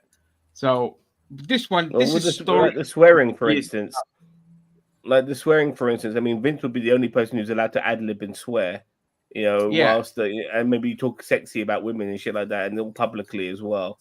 But he wouldn't want anybody else fucking doing that. And you can tell, obviously, they're going in the more adult direction. Now Vince is gone, which is one of the best things. Yeah, 100%. I'm looking forward to it. I mean, yeah, I agree. I mean, the Mr. McMahon 2.0 with The Rock is good. I would not have put him a part of the tribe, though. You know what I mean? I would. Like, yeah. But the connection's always been there. I mean, it's always been like they've been hinted. They talked about people will wear the Samoan shit and all of that sort of stuff. Yeah. But again, built to a whole Zam like. hit on the. Go ahead. Sorry, Zam hit on the point as well, though, because when The Rock came into the fold, Roman took the back seat. So although they're playing all lovey-dovey now, I'm sure there'll be seeds planted for that schism to happen as well. I just think that should have happened after Mania. You know what I mean? Like, oh, for sure, yeah. But yeah, you know, they've got their they've got their lemonade, so run with it. You know, they had their lemons, now they made their lemonade. But what capacity is The Rock going to be in now? Because who knows? I mean, we don't know. I personally would prefer the triple threat than simply because we already had Roman versus Cody last year. I think they need to add a bit of spice to it and throw in The Rock. And like I said, with The Rock in the triple threat match, that will benefit him more because he can pace himself by not being in every aspect of the match. And that's why I say he shouldn't have been a part of the bloodline. Like, you know what I mean? Like, and no way do I want Rock to win the WWE title, but I was also okay with the triple threat match just because we got Rock Roman, or we got Cody Rhodes Roman last year. It'll just be a carbon copy of this year, except maybe this time Cody will win. You know, like that's why if it's a triple threat, at least it's a little different. You know, I'd have The Rock go for the World Heavyweight Championship or whatever the championship that. No, there's nothing there. No, there's nothing there. Dude, I love that promo with Seth Rollins. There's no point to Elimination Chamber. Yeah, if that happens, it kind of talking about Elimination Chamber. A lot of people were banking on Sami Zayn to make him a name for himself, and he lost on SmackDown to Randy Orton, and now he's not going to be in the Chamber match. So, did he lose? Yeah. Well, that's because they screw the pooch on Sami Zayn every single time. Every fucking time. Every time. I don't want to heel turn him and shit like that. Sami Zayn, like, there's nothing worse than somebody who is very popular with the fans and who deserves his opportunity as a face to be given that opportunity as a face, and then they realize they're not taking him anywhere, so let's heal him up. That's just stupid. They did that with people like Christian and shit like that, and I always fucking hated that. I have no problem with them doing it with McIntyre. It's more of a tweener than anything. But, I think that's where they're gonna go. Then I think they're gonna have Drew McIntyre versus Seth Rollins, which is great. I mean, the match is going to be good. Don't get me wrong, but it's not original. You know, like these guys have fought several times, man. You know, and also, also, Drew McIntyre's contract is up in April. He hasn't renewed, so we know that he's just going to end up losing, unless they're keeping. Or he resigns. I don't know. I think he's going to resign if they push him. I think he's going to resign. I don't know. They're using him quite. They're using him well. Like, it's not like, okay, fine, your contract's coming to an end now. So let's job you out. Let's job you out and bury you and put other people over. Yeah, they're still putting him in the spotlight. He beat fucking AJ Styles.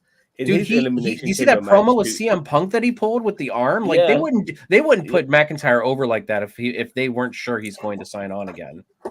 Yeah, and why beat AJ Styles? You know, it makes no sense. You know, to be in the Elimination Chamber, which he did on SmackDown yesterday.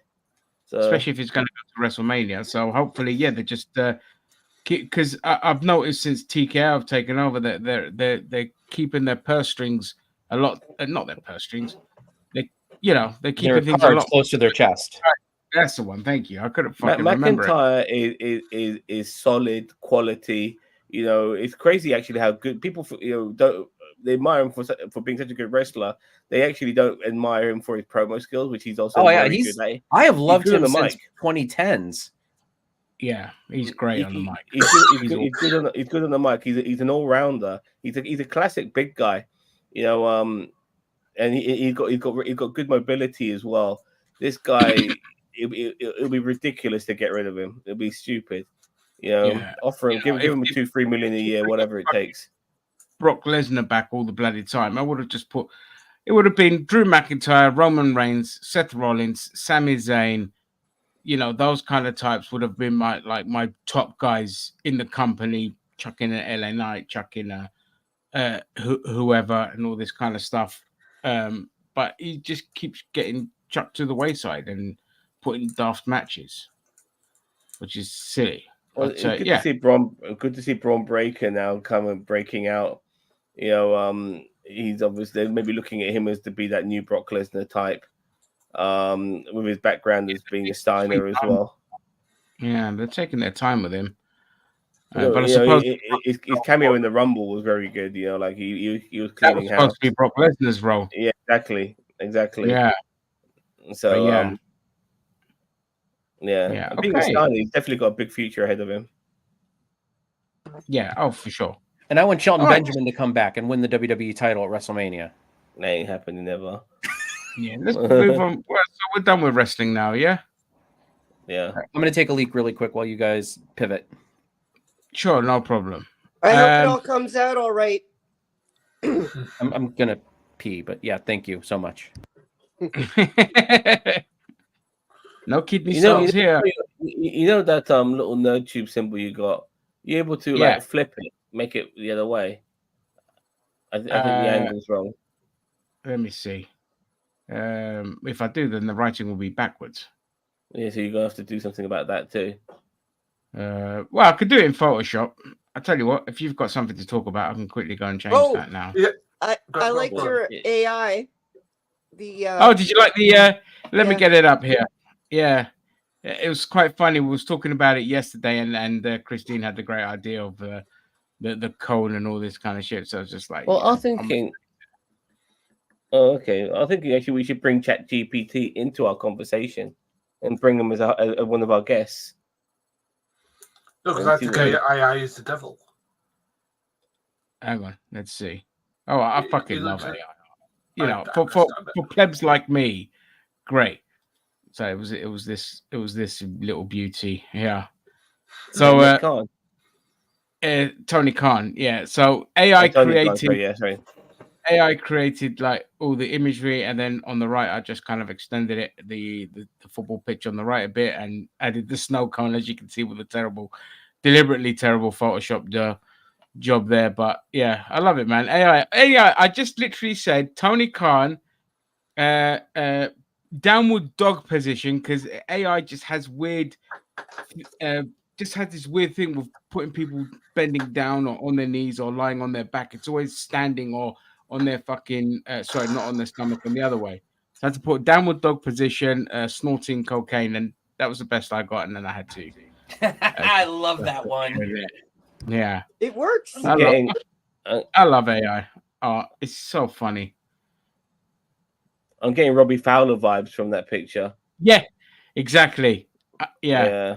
But yeah, I mean, the logo up here, this was created with AI as well. I just put TV in the shape of the TARDIS. Retro TV in the shape of a TARDIS, and did that. And then I just added the lettering and blah blah blah. You know, it's not you know, it's for me it's ideal because I just ain't got the attention span to kind of sit there and do all the arty stuff on the computer anymore. It looks good. He does look like Hassan Piker. Yeah, well, you know, it's as good as it'll get. I'm not going to sit there try and tweak it and all this kind of stuff. But hey, long live Tony Khan and his massive cocaine habit. Okay, so is the Super Bowl today or tomorrow? Tomorrow. Sunday. Always on a Sunday. 11:30 UK time. So I've been watching a lot of people complaining about how they don't want to, they want to watch the Super Bowl and not Taylor Swift, even though you might see other celebrities showing off in the Super Bowl who'll be sitting in the stands or whatever, and no one gives a fuck about them. But obviously, Taylor Swift is a big issue for these motherfuckers. But every year, they show celebrities in the stands every year. And you know what? The Super Bowl whole thing's about 3 hours long, and you're gonna get maybe 20 seconds of Taylor Swift, out of 3 hours, and 20 So- seconds of gameplay as well. Yeah. Here's a famous Kansas City Chiefs fan. Here's a famous Flaming 49ers fan. Yeah, and every one of the reasons I hate like American sports just generally though is that it's designed and catered for advertising, which is one of the reasons why soccer never got off in America, because it's such a flowing sport and there's no timeouts and shit like that. There's no stoppages really unless somebody gets injured. That advertisers don't like it. If anything, what they've done now is that they'll shrink the screen and they'll put an advertisement around the fucking screen. Something like, that's their method now, which annoys me as a fan, because I wouldn't want to fucking see shit like that. When you watch SNBC, like saw the adverts on the top banners, like fuck off. Yeah, Christine. Taylor Swift should wear a T-shirt saying, "I don't give a fuck." She should. Yeah, then they won't cut to her on camera as well. But she won't do that because most of her fans are like 13 years old. So no, honestly, there are a lot of fans of Taylor Swift out there that are still like that grew up with it. So it's like they're like in their almost 30s now. I'm not doubting that either, but but she, because she's the most famous pop star in the world at the moment, and we all know the Block is like the biggest Taylor Swift fan. So he fucking loves her. He simps for her 24/7. What are you eating, Gio? Huh? No, sorry. What are you eating, Gio? Sorry, Zam. Nutter butter is more important than anything any of us have to say. I mean, the nutter butter, and I'm doing it like a blasphemer. You are a fucking evil human being. Sorry, Zam. Go on, mate. I was just saying, regarding American sports, why the way they designed specifically, in my opinion, to cater for advertisers. The NFL, the American football is definitely like that. There's stoppages all the fucking times. First down, second down, like about 50 seconds between plays. Okay, we can stick about 2 or 3 commercials in there. Timeout now. Let's take a timeout. Great, let's stick a commercial in there. 4 quarters and shit like that. One of the things I hate about one of the things I hate about like certain, I think the Stanley Cups like this, and I think the NBA finals is like that. They take the piss out of finals. They make it a best of 7 series. It's supposed to be a fucking final. Have a one-off match to determine who wins it. But they want to milk the fuck out of this shit by making it a best of 7 series. And it just takes away all the fucking fun, of a sporting event. Yeah. And also, and so one more thing. And what concerns me the most is that they want to try and bring some of that Americana into British sports. So they want to do, like, if they have the FA Cup or whatever, they want to do halftime shows. Someone like fucking Beyonce will come out and shit. Like, no, Arsenal fans will be going, football fans will be going, who the fuck are you? Who the fuck are you? All that sort of shit. They'll be singing songs. They'll be taking the piss. They won't collaborate with all this shit. So anyway, sorry, go on, guys. Well, I'm a huge NFL fan and I'm a huge Super Bowl fan. So the thing is that it's not as advertising laden as you two say. I mean, the halftime show is. I mean, I'm not gonna lie, it is full of the fucking shit. It'll advertise everything from flaming MasterCard to flaming all the latest movies, and because the Super Bowl is a very hefty thing where any new movie coming out will be advertised then. But the other thing about it that I do like is that the Americans go 100% with anything when it comes to the Super Bowl. They do not give 2 shits. They'll get, like, I think it's is it Kelly Clarkson doing the Fabians ad for this year? So they've got Kelly Clarkson do the actor, they've got Usher doing the halftime show, and they'll put up a flaming show and a half on, and it'll be entertaining. I think it's But that. it's sports. It's sports. I don't give a fuck about singers and celebrities. And let's be perfectly honest here.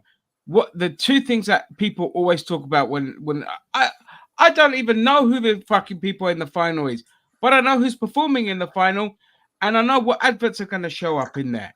What kind of fucking sport is all about the adverts and the performance at the halftime? It's not a sport. and the commercial breaks. It's Yeah, all the.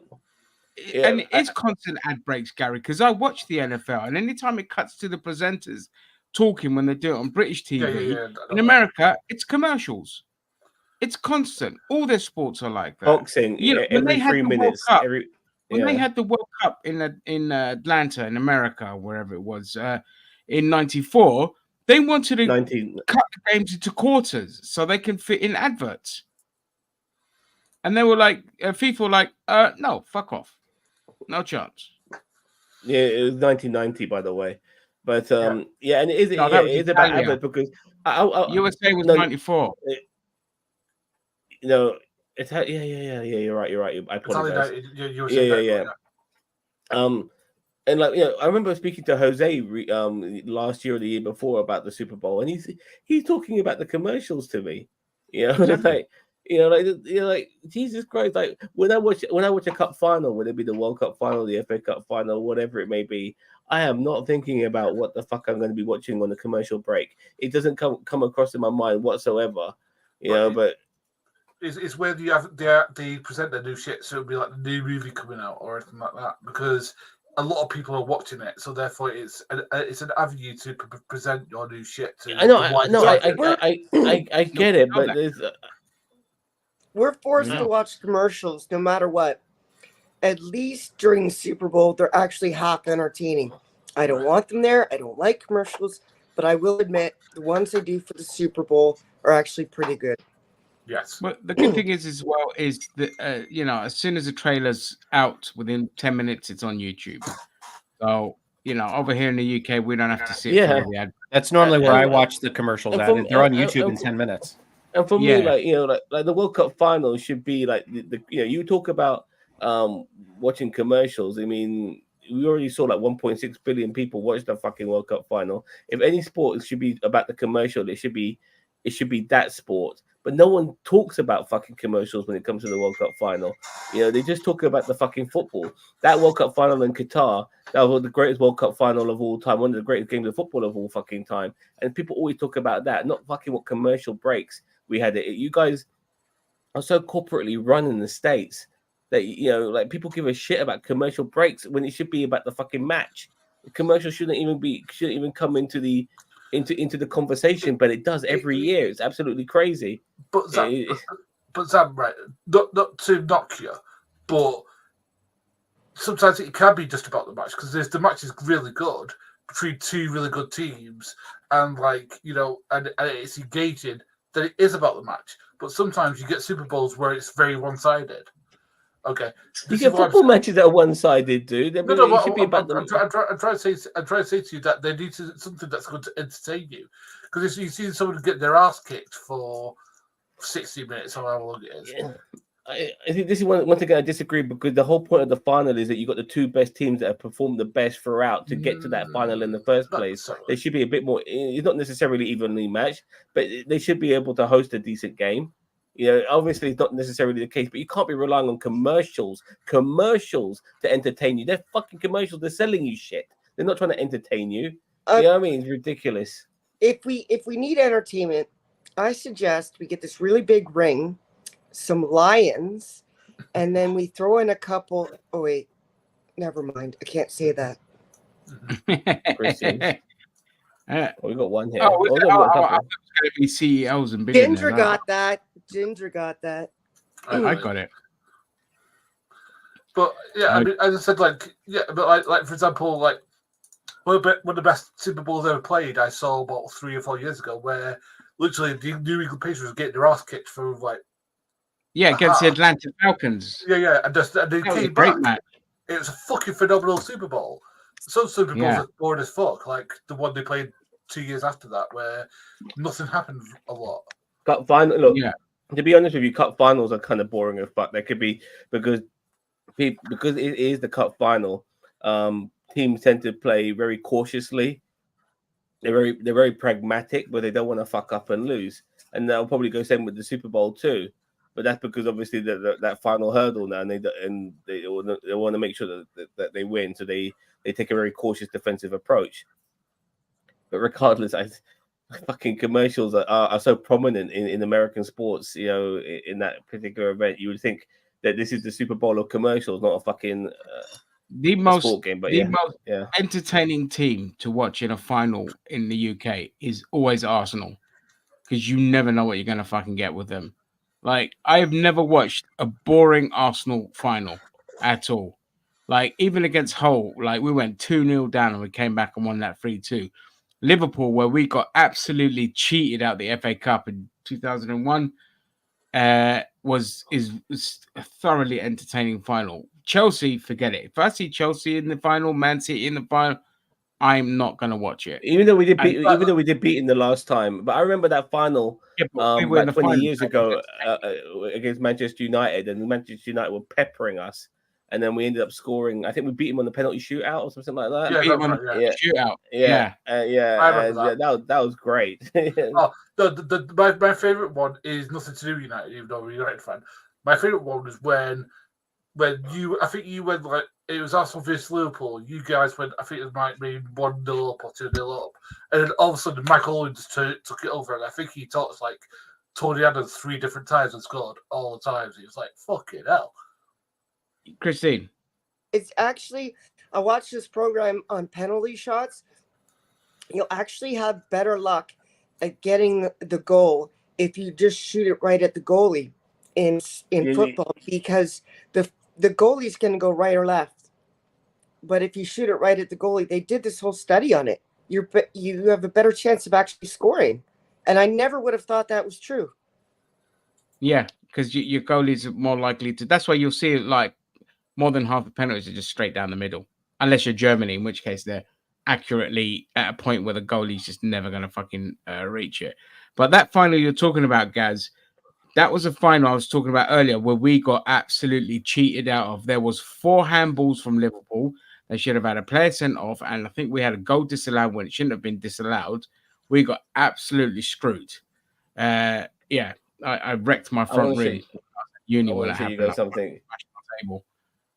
Do you guys remember this from the opening ceremony? Oh yeah, I remember it. I remember it. It was hilarious. Oh god, this is hilarious. It couldn't have happened to a better person. Well, fuck Diana Ross. And it was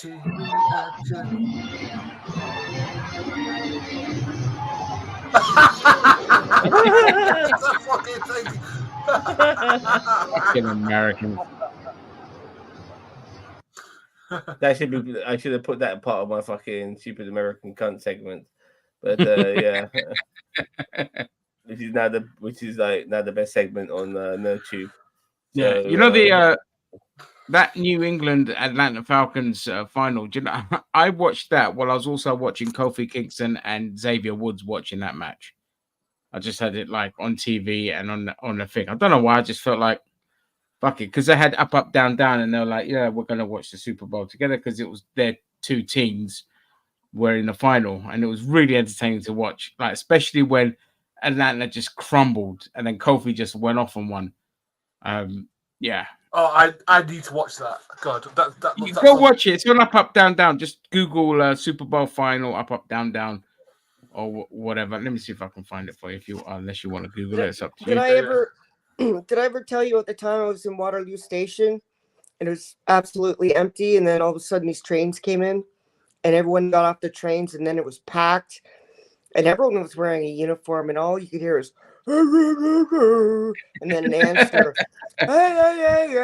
back. And what year was this? A chant, and then a chant back. It was so surreal. I was like, this is awesome. But this one guy year was it? We might be able to tell you what the fans were. This one guy didn't have the same uniform on as everyone else, and he had his jacket on. Like, he looked so afraid, and some people noticed, and they're like, "You better get out of here." And Very interesting. Because I had no idea back then about football at all, right? So I was like, oh yeah, it's bigger than God over here. Yeah, Bigger without a doubt. Yeah, it is people's religion here. So, you think we can get away with showing a movie trailer? Which company? Universal. No. What is it?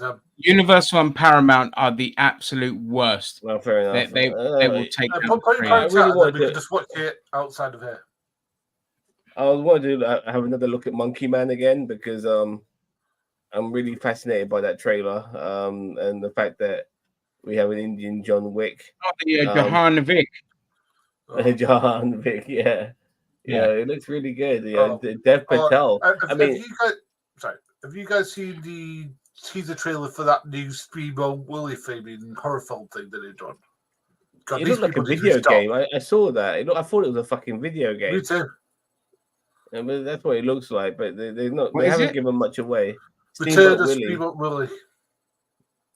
Oh, it's really stupid that these companies don't want people to play their trailers. You'd think the more people that play your trailer, the more people are going to see that movie because they saw the trailer. That's just duh. You would think that, but yeah, no, they're stupid. Yeah. Well, like I said, they're bleeping stuff out now. Like you could watch films or film clips on YouTube, and you can see people getting shot to shit, blown to smithereens, their heads getting ripped off their bodies. But the moment they'll say asshole or whatever or shit, they bleep or they'll cut it out. Like Jesus Christ, like I'm seeing all this blood, guts, and violence, but you're bleeping out a swear word. It's just so stupid. Like, what we become as a society, it really it just like boggles my mind. Yeah. Let me see. Oh, they don't have it on their channel at all. Oh, that's a shame. It was really funny to watch their reactions. It was 7 years ago, that final, by the way. Gary. What's up, mate? I said that I couldn't find the video. I think that it's been taken down. But that was 7 years ago, that final. Oh yeah. Yeah, Yeah. 2017. It was 7 years ago. Yeah, 2017. That was 7 years ago. 2017 was 7 years ago. Jesus McFuck. That's just crazy. We have had to live with Thor Ragnarok for 7 years so far. Oh God. Well, when you look at it like this, like 40 years ago, the Terminator came out. No, that's just crazy. I know Zan was in college when that came out. No, 25 it wasn't years 40. Huh? What? Terminator. Because I wasn't 8. I wasn't 8 when that movie came out, or 9. No, it was less. Terminator 2. Not Terminator 2. Terminator 1. 1984. So 39 years ago. Fuck. 40 years, yeah. Depending on when it came out, because I'm 40 and I was born in 83. So. Okay. Yeah, because my 50th birthday is next month. Ooh, so, okay. Congrats. Thank you. Okay, I didn't realize I was that young when I watched it. Yeah. Yeah, me too. 25 years ago, we had the single greatest year in cinema history, 1999. So many goddamn films came out that year. Well, you had The Matrix, you had The American Pie, you had, I think, Memento came out that year. You had, oh my God, hang on, I'll go find it. 1 second. Did Blair Witch come out then? Let me show you. No, that was no 97, I think that was. No. Blair Witch came out when I was at university. These are the films that came out. Green Mile, Fight Club. Yeah, Office Space. In 1984. Fight Club. No, you're right. Awesome. It was 99. Iron Giant, Galaxy Quest, Notting Hill. Yeah, 10 Things I Hate Austin About You, Powers. American Beauty, Star Wars. Oh, Stuart Little. Come on, man. That's a great Yeah, year. mate. Sixth Sense, Girl Interrupted. Notting Hill, Office Space, American Pie, Sleepy Hollow, which is brilliant. Tarzan, great animation. The Dogma Mummy came out that year. Yeah, Dogma, Austin Boondock Powers Saints. 2, Big Daddy, South Park, the movie came out, Bring Out the Dead, Election, Cruel Intentions, Blair Witch Project, Magnolia. That's film. So being John Varsity Malkovich, Blues. Iron Giant, talented. What just amazing year! Amazing year. I was Never hoping it was repeated. the year Godzilla came out, but no, I think that one came out. In No, that was 97. Galaxy 97? Quest came out as well in Yeah, 99. Galaxy Quest. Idle Hands, Go, Three Kings. Go's awesome. Go is fucking Yeah, awesome. Go's fucking great film. Yeah, Blast Well, from the Past. Oh, just so many. All right, go on, Zan. 1984. Do it. In '84, like you had Once Upon a Time in America. That was a Francis Ford, not Francis Ford Coppola. I think it might have been. Enrico, I can never say his surname. The guy did the fucking the Good and the Bad, the Ugly, the spaghetti westerns. He did this Once Upon a Time in America. Oh yeah. And there's one scene in this film. I never really liked that film. I never liked that film, but it had one scene in there which really fucked me up. At the part when these gangsters, they go into this maternity ward and they start swapping the babies around and shit like that. I was like, what the fuck, man? That was just crazy. That is Supergirl, wrong. Yeah, it's a great film though. It is wicked. James Woods was in that. Supergirl. I mean, this should have been so much bigger than what it was. It ended up being a pile of shit. Children of Corn, great horror movie. Great horror movie. Yeah, Last Starfighter is absolutely superb. Love this film. Yeah, this was like the remnants of the Star Wars craze without a doubt, and this one was great. You know, I mean, the premises was fantastic. Being really good at a video game and then being scooped up to fight in an actual alien war, fantastic. Here, Zab, let me hang on. Close that screen, and I'll bring you up another one with the films that came out that year. All right. And hang on, dude. There you go. This one here. Right. Also, Again, I'm trying to think of a good year. 1984. Oh, there you go. Right. Terminator, Ghostbusters, Nightmare on Elm Street. Oh yeah. Paris, Indiana Jones and the Temple of Doom. Rubbish. Yeah. Amadeus. I like that one. Amadeus was great. Yeah, Great film. Really good film. Gremlins, of course. Yeah. Don't know what this one is. Once Upon a Time in America. Zam, The Karate Kid. You can put it back. Put the screen back. Where I haven't taken it off. It was gone for a second. It went down for a minute. All right. Right, Nothing. Right. Let me know. Is an absolute classic, and like Pat Moriarty, like to play Mr. Miyagi, like hold on. There we go. I'm trying to make it bigger. Like, there we go. Yeah, let me see if that helps. Does that help? Is that still part of My Mum Will Shoot? No, so just keep in mind, Ginger, we can't. Just so you know, we can't see the bottom row. So, like, if when you get to the bottom row, just keep scrolling down. Dune, by the way, was there as well. But Beverly Hills Cop, the first one, was great. Oh, Star Trek 3. See, I think the David Lynch Dune is actually better than a lot of people think it is.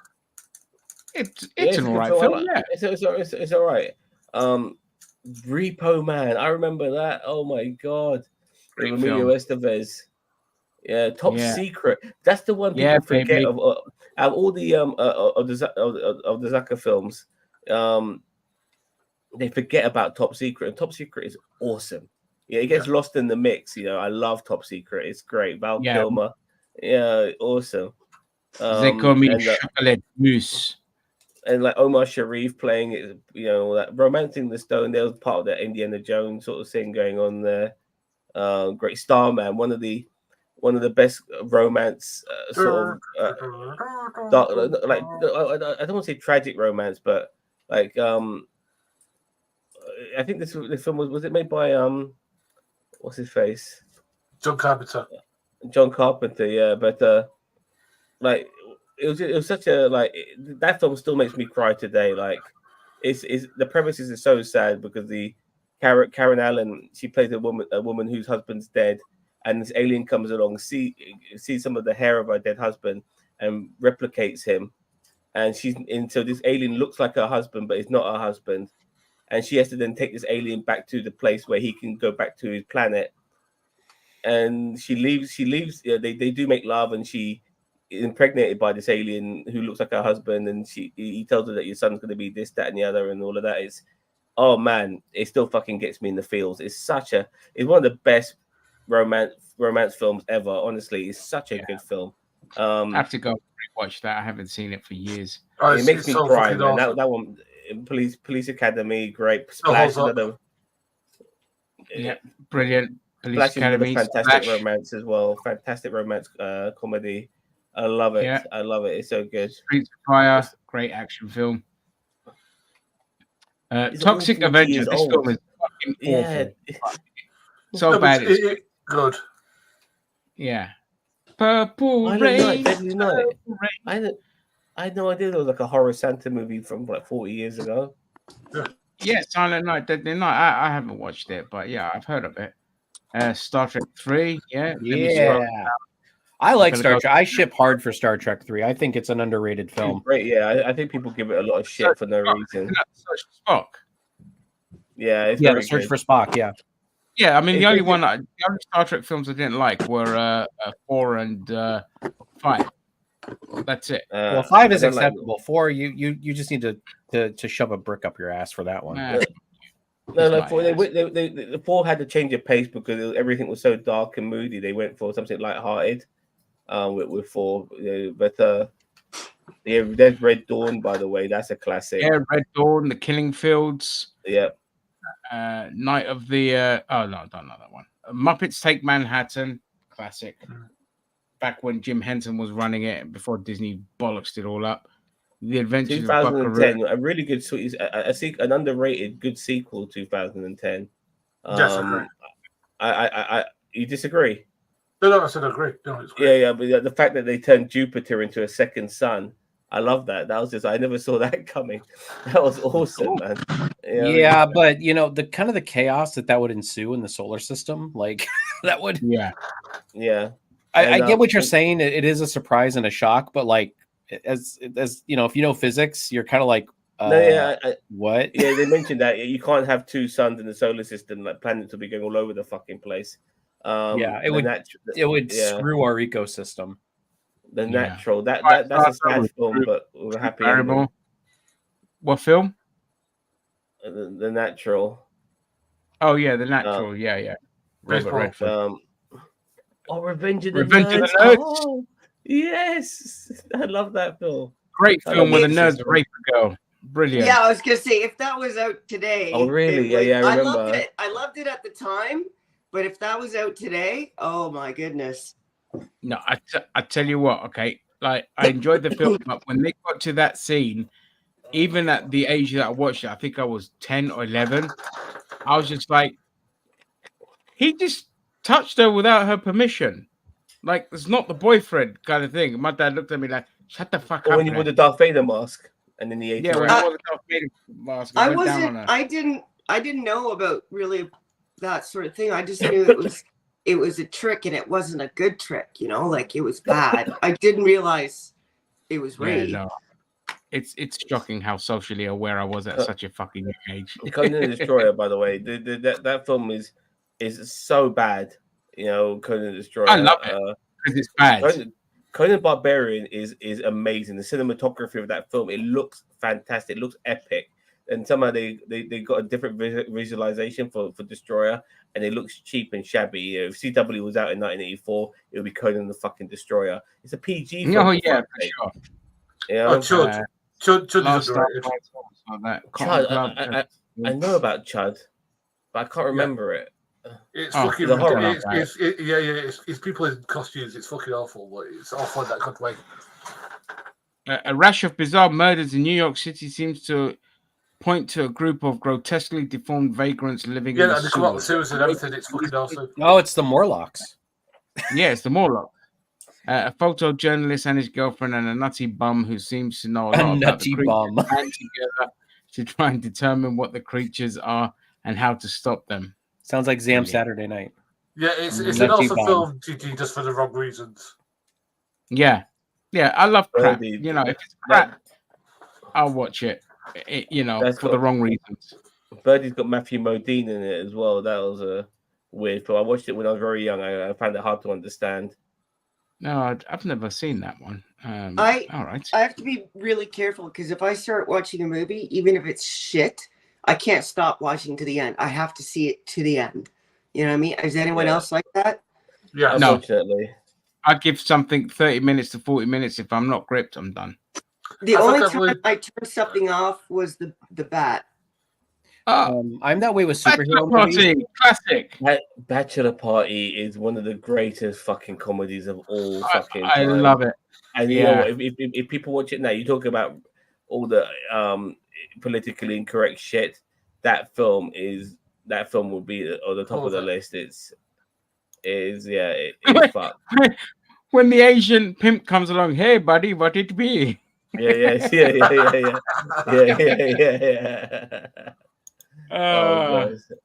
Oh, fucking great film. All man. of Let's see Me. I what- remember that as well. Like that. Oh, that was Ewok Adventures. Let's rock and roll. What is that? Oh God, I've Ewok watched that. Oh, the Caravan of Ewok Adventure. Courage. Yeah. Yeah. God, The if you best. didn't see it, I don't care what anyone says. They're the Dreamscape. worst things associated with bloody Star Wars. They're awful. What? The Ewoks? Yeah, they're terrible. Yeah, okay. I'm sure the worst Fuck thing that's you. we're the worst thing Yeah, associated with Star Wars. the Get worst- out of here. the Kiss worst my of ass. Jar The Jar Ewoks Binks. were awesome. They were one of my Fuck. favorite things. No, Yeah, I love Ewoks. the fucking Ewoks. No, They were I'm nuts. talking about those films. I'm talking about the films. Oh, the Ewok films. I'll tell you what, right? I rewatched them recently because of Disney Plus. They're dark as fuck. They're Like, dark, the but so second one, they sad. just kill everyone off. They're like, we'll kill them all off. Fuck them. Great. What does Dreamscape look like? Indiana Jones and the Temple of Doom from Yeah, here? I'll read the synopsis for you. A like government-funded Inception. project looks into using physics to enter people's dreams Ooh. with some mechanical help. When a subject dies in their sleep from a heart attack, Alex Gardner becomes suspicious that another of the psychics is killing people in their dreams. Oh, so it's like a Freddy Krueger ripoff somehow, and that is causing them to die in real life. That's literally a Nightmare on Elm Street. Jesus Christ. With technology, though, it's not supernatural. It's technology. Because they said, technology. He must find a way to stop the abuse of power. to listen, enter their dreams. I'd kill anybody if they went in my dreams. They'd probably die in there of shock. They'd be like, If "You're went doing into my what? dreams, I would literally You're die doing of what? boredom. You're doing what with Ginger? What?" Yeah. You come into my dreams. My dreams are just literally just me just sitting there doing nothing. Like they're the most boring dreams on the planet. And then they'll just randomly have me needing to piss in my dreams, and that's about it. Oh my god, very dangerously. Who remembers this? My dreams are like movies. Like fantastic. Like, Nice. is it like a rom-com or a horror movie? I mean, It depends on the night. It really does. Oh. Adventure, drama, comedy, horror. I love going to Is sleep. it a horror when it's your time of the month? Don't have those anymore, thankfully. Oh, yeah, but I still. But doesn't your body still go through the chemical changes though? Like I'm, like even though What? you don't have, does your body still go through the chemical changes for those like that time of the month? Because guys have that time of the month too. It's just we just go through like this mood and hormonal change. We just don't get the benefit of having what you guys have. Well, I just masturbate furiously every time. That's each all. woman's different. I mean, some women would get really cranky. I don't remember being that way. So if I'm still getting those, I don't think so. Because I'm pretty... I just thought I'm like wondering. there's the physical part and then there's like the chemical part, and I thought the chemical part still hung on. Luckily for you, even after you stop with that. I don't think so, because the whole point is that different estrogen and stuff is being released so that the egg is released and stuff like that. And that's not happening anymore. The eggs aren't released because the hormones aren't released. So I don't think it happens. Oh, okay. I don't know 100%. So I defer to the expert. I'm not even an expert. Ginger I Green. like going back to talking about films. God damn it. No, we're talking about estrogen and periods. Once we're done with that, I'm going to show a clip on Ninja Free, but there's a film on the left here with Tom Selleck called Runaway. I highly recommend that. That's I haven't seen that. I'll have to watch it. Yeah, it's got, you know who plays the bad guy in that film? Who? Gene Simmons from Kiss. Oh, really? Yeah, I'm Brilliant. surprised you haven't seen it. It's one of those 80s films that's set in the future, and Like Yeah, there's a lot of seen it. like robots and stuff like that, and one guy's using them to kill people and shit like that. And Tom Selleck's in it. It's really good. It might be a bit dated now if you watch it, but I enjoyed it for what it was. Doesn't back matter. in the I day. love 80s films because they're dated. Oh look, Missing in Action. Missing Great film. Action, yeah. That Ice was Pirates. Fucking love Ice Pirates. Ice Pirates is good, but you know what? It's got some fucked up bits in it now that it hasn't aged well. Like some of the commentary about rape. You know, aren't we pirates? Don't we rape and pillage? And like shit. You're supposed to be the good guy. You talk about raping and pillaging. Yeah. Woman in Red. Oh my god, I had such a hard on for Kelly LeBrock back in the day. Oh my god. You know what I mean? Yeah. I loved her. You know what I mean? He really did. She was a lot of people's first ever crush. First ever wank. There's a difference between a rape being involved in the theme of like a historical piece, or it's a part of like what's integral to the theme or narrative of a film, and then there's just something where someone ends up like in the Nerd one where rape is just an acceptable thing that happens. Like that wasn't didn't like there's a difference. Like I don't want there to be, but I don't mind if it's included where it should be included, like a Viking saga, for instance. Yeah, like as long as it makes it seem like it's not acceptable, but at the same time, it was for that time. You know, like you're right. Like the nerd thing is like that's like that's a little bit too close for some reason. You know? Yeah, no, it wasn't. Even back then, it shouldn't have been. But like, yeah, like, but if it's historical and it actually happened. Yeah. I mean, if you look at Porky's, for fuck's sake, and the stuff they did in that is like Jesus Christ.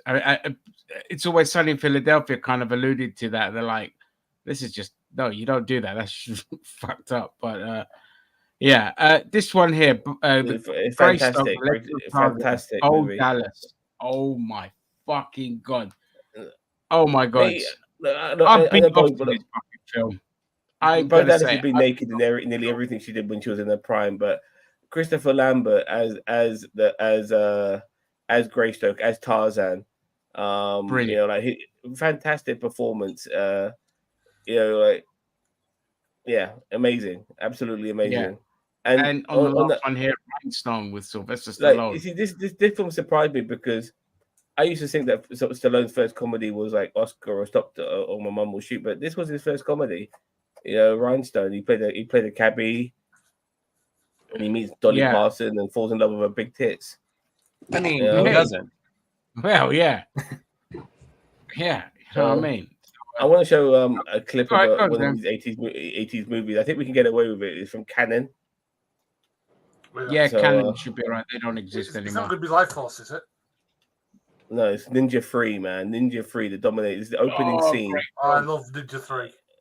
Ninja 3. So let's wait, Ninja 3 or Ninja Free, as in like free? Number 3. Oh, number 3. Okay.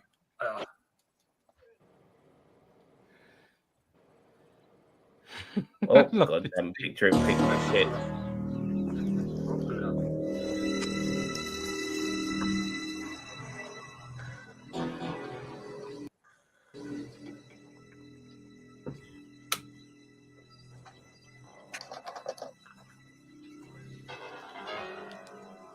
Oh, sorry.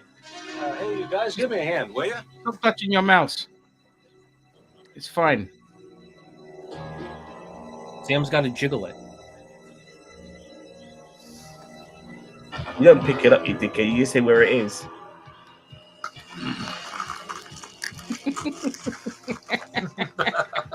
How you think you're doing, huh? Ah, the pitch slap. You got a sword.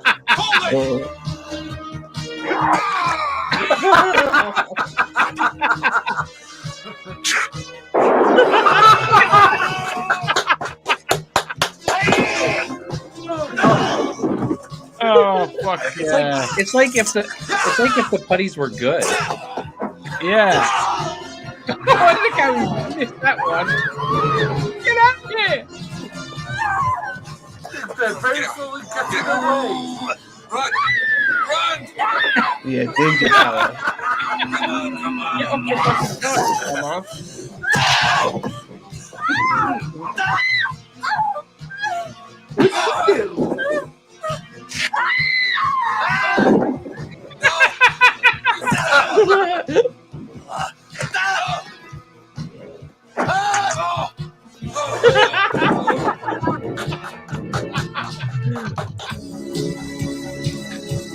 Oh.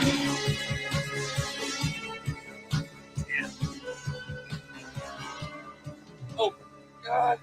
Rachel, this is Dan. 10th hole has been murdered. You better get the cops out here quick. All West Side units, possible 451 at Municipal Golf Course. Here comes the All fuss. he did was ask Copy, to play 451 through. at the golf course. Let's go. Hey, I'm Ninja in here.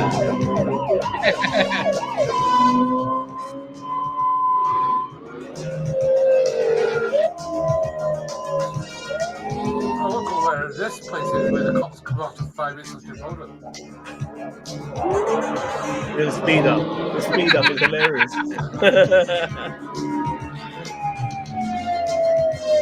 Running faster than a fucking car. Oh, I love this bit coming up.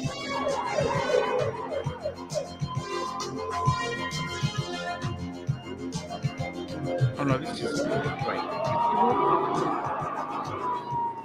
He gets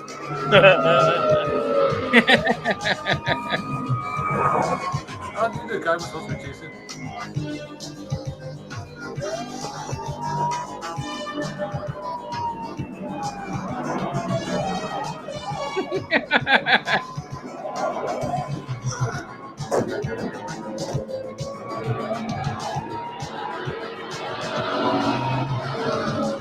Get the gun. Off the son of a bitch.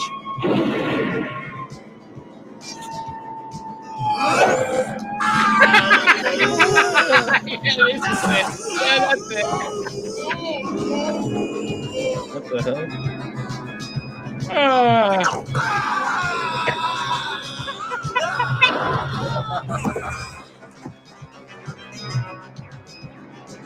The car's still going. Huh? Oh, look at Jesus has it. He keeps kicking off the bike. And look, and now he flies into the water. Oh, great stop work. All units, give a 10-20 at Western Lake, Municipal Golf Course. Proceed with caution. I repeat, proceed with caution. Over. 10-4, we're on our way. Oh, shit, when did my camera die out? God damn it.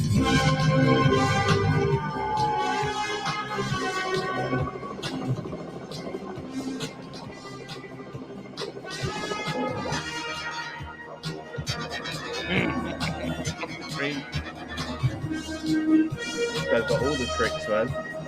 Yeah, mate. You know, I won't watch this movie so bad. Goddamn Mary Sue.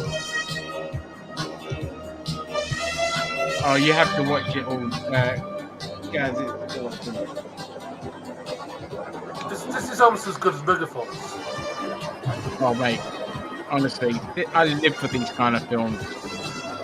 Oh, you see Megaforce, do you? Yeah, Megaforce is awesome.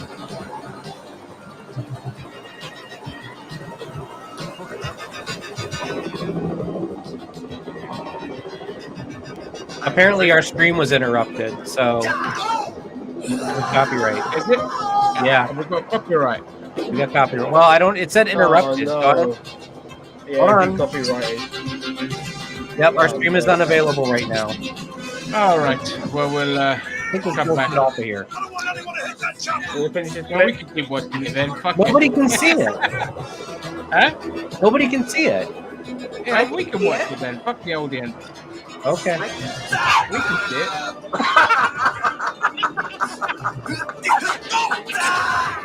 Oh, fuck you now.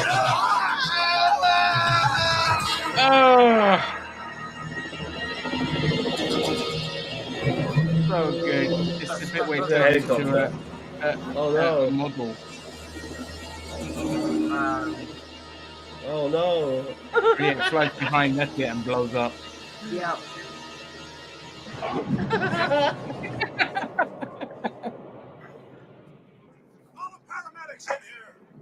Get these two out of All these cops with their fucking sunglasses and chewing gum and shit like that. So good.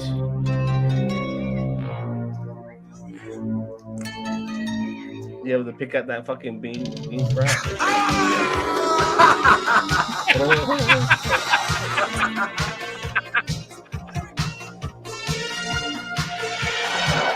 Oh, it's dry all of a sudden.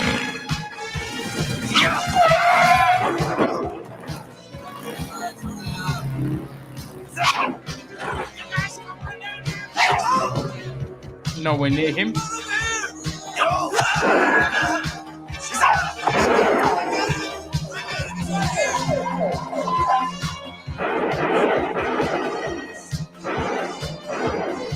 Yeah, this is where they kill him.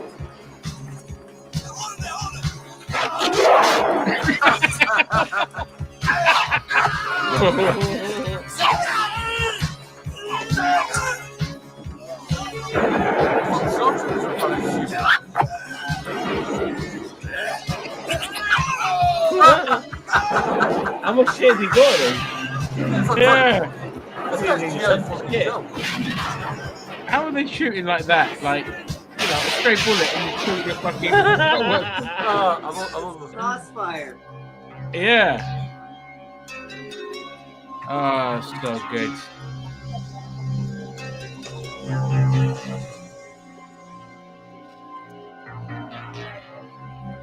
Look how many people that guy killed. Yeah. Not that anyone's ever We're that still good, live on Twitch. No way. Yeah, we're still live on Twitch.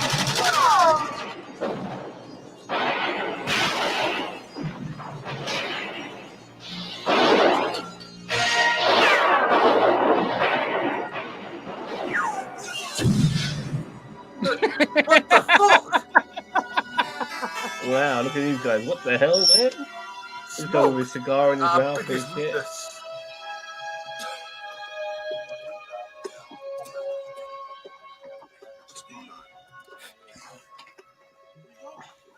Hell did he go?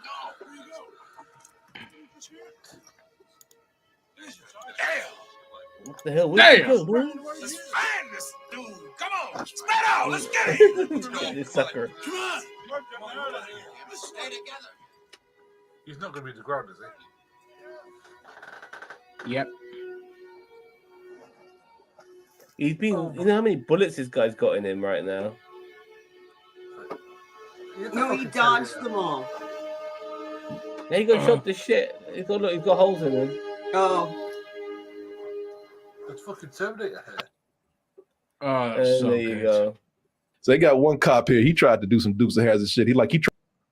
Oh no, we don't need reaction. Oh, that was so good. That was awesome. You just want to play through and they get so upset when you ask. It's really annoying that you get a copyright strike on a clip that's on fucking YouTube. Well, not a strike, but you know, just a takedown. Well, now we know It's that just we like, can't even watch Canon. Yeah, I mean, you can't this watch is ridiculous. anything. Can't do anything. Yeah, it's they're fucking corporations and they suck the fun out of everything. I don't. Yeah, if it's already on YouTube and we're showing something that's on YouTube, then what the fuck's the problem? I just don't get it. Yep, idiots. All right, what should we do? Should we leave and then come back? Well, I mean, it says stream unavailable, so I don't know if it means that it'll come back once the copyrighted material. It says stream interrupted. It normally just gets taken down. That's the normal thing. Let me see. Come back. Come back. Well, I'm probably going to jet just because I got to go do dinner for the kids. So you All guys right. go ahead. I'll let you guys be. Yeah. Okay, fine. All right. Yeah, Okay. all right. See you, mate. I'll end the stream and start a new one. Okay. Okay. Okay. Bye.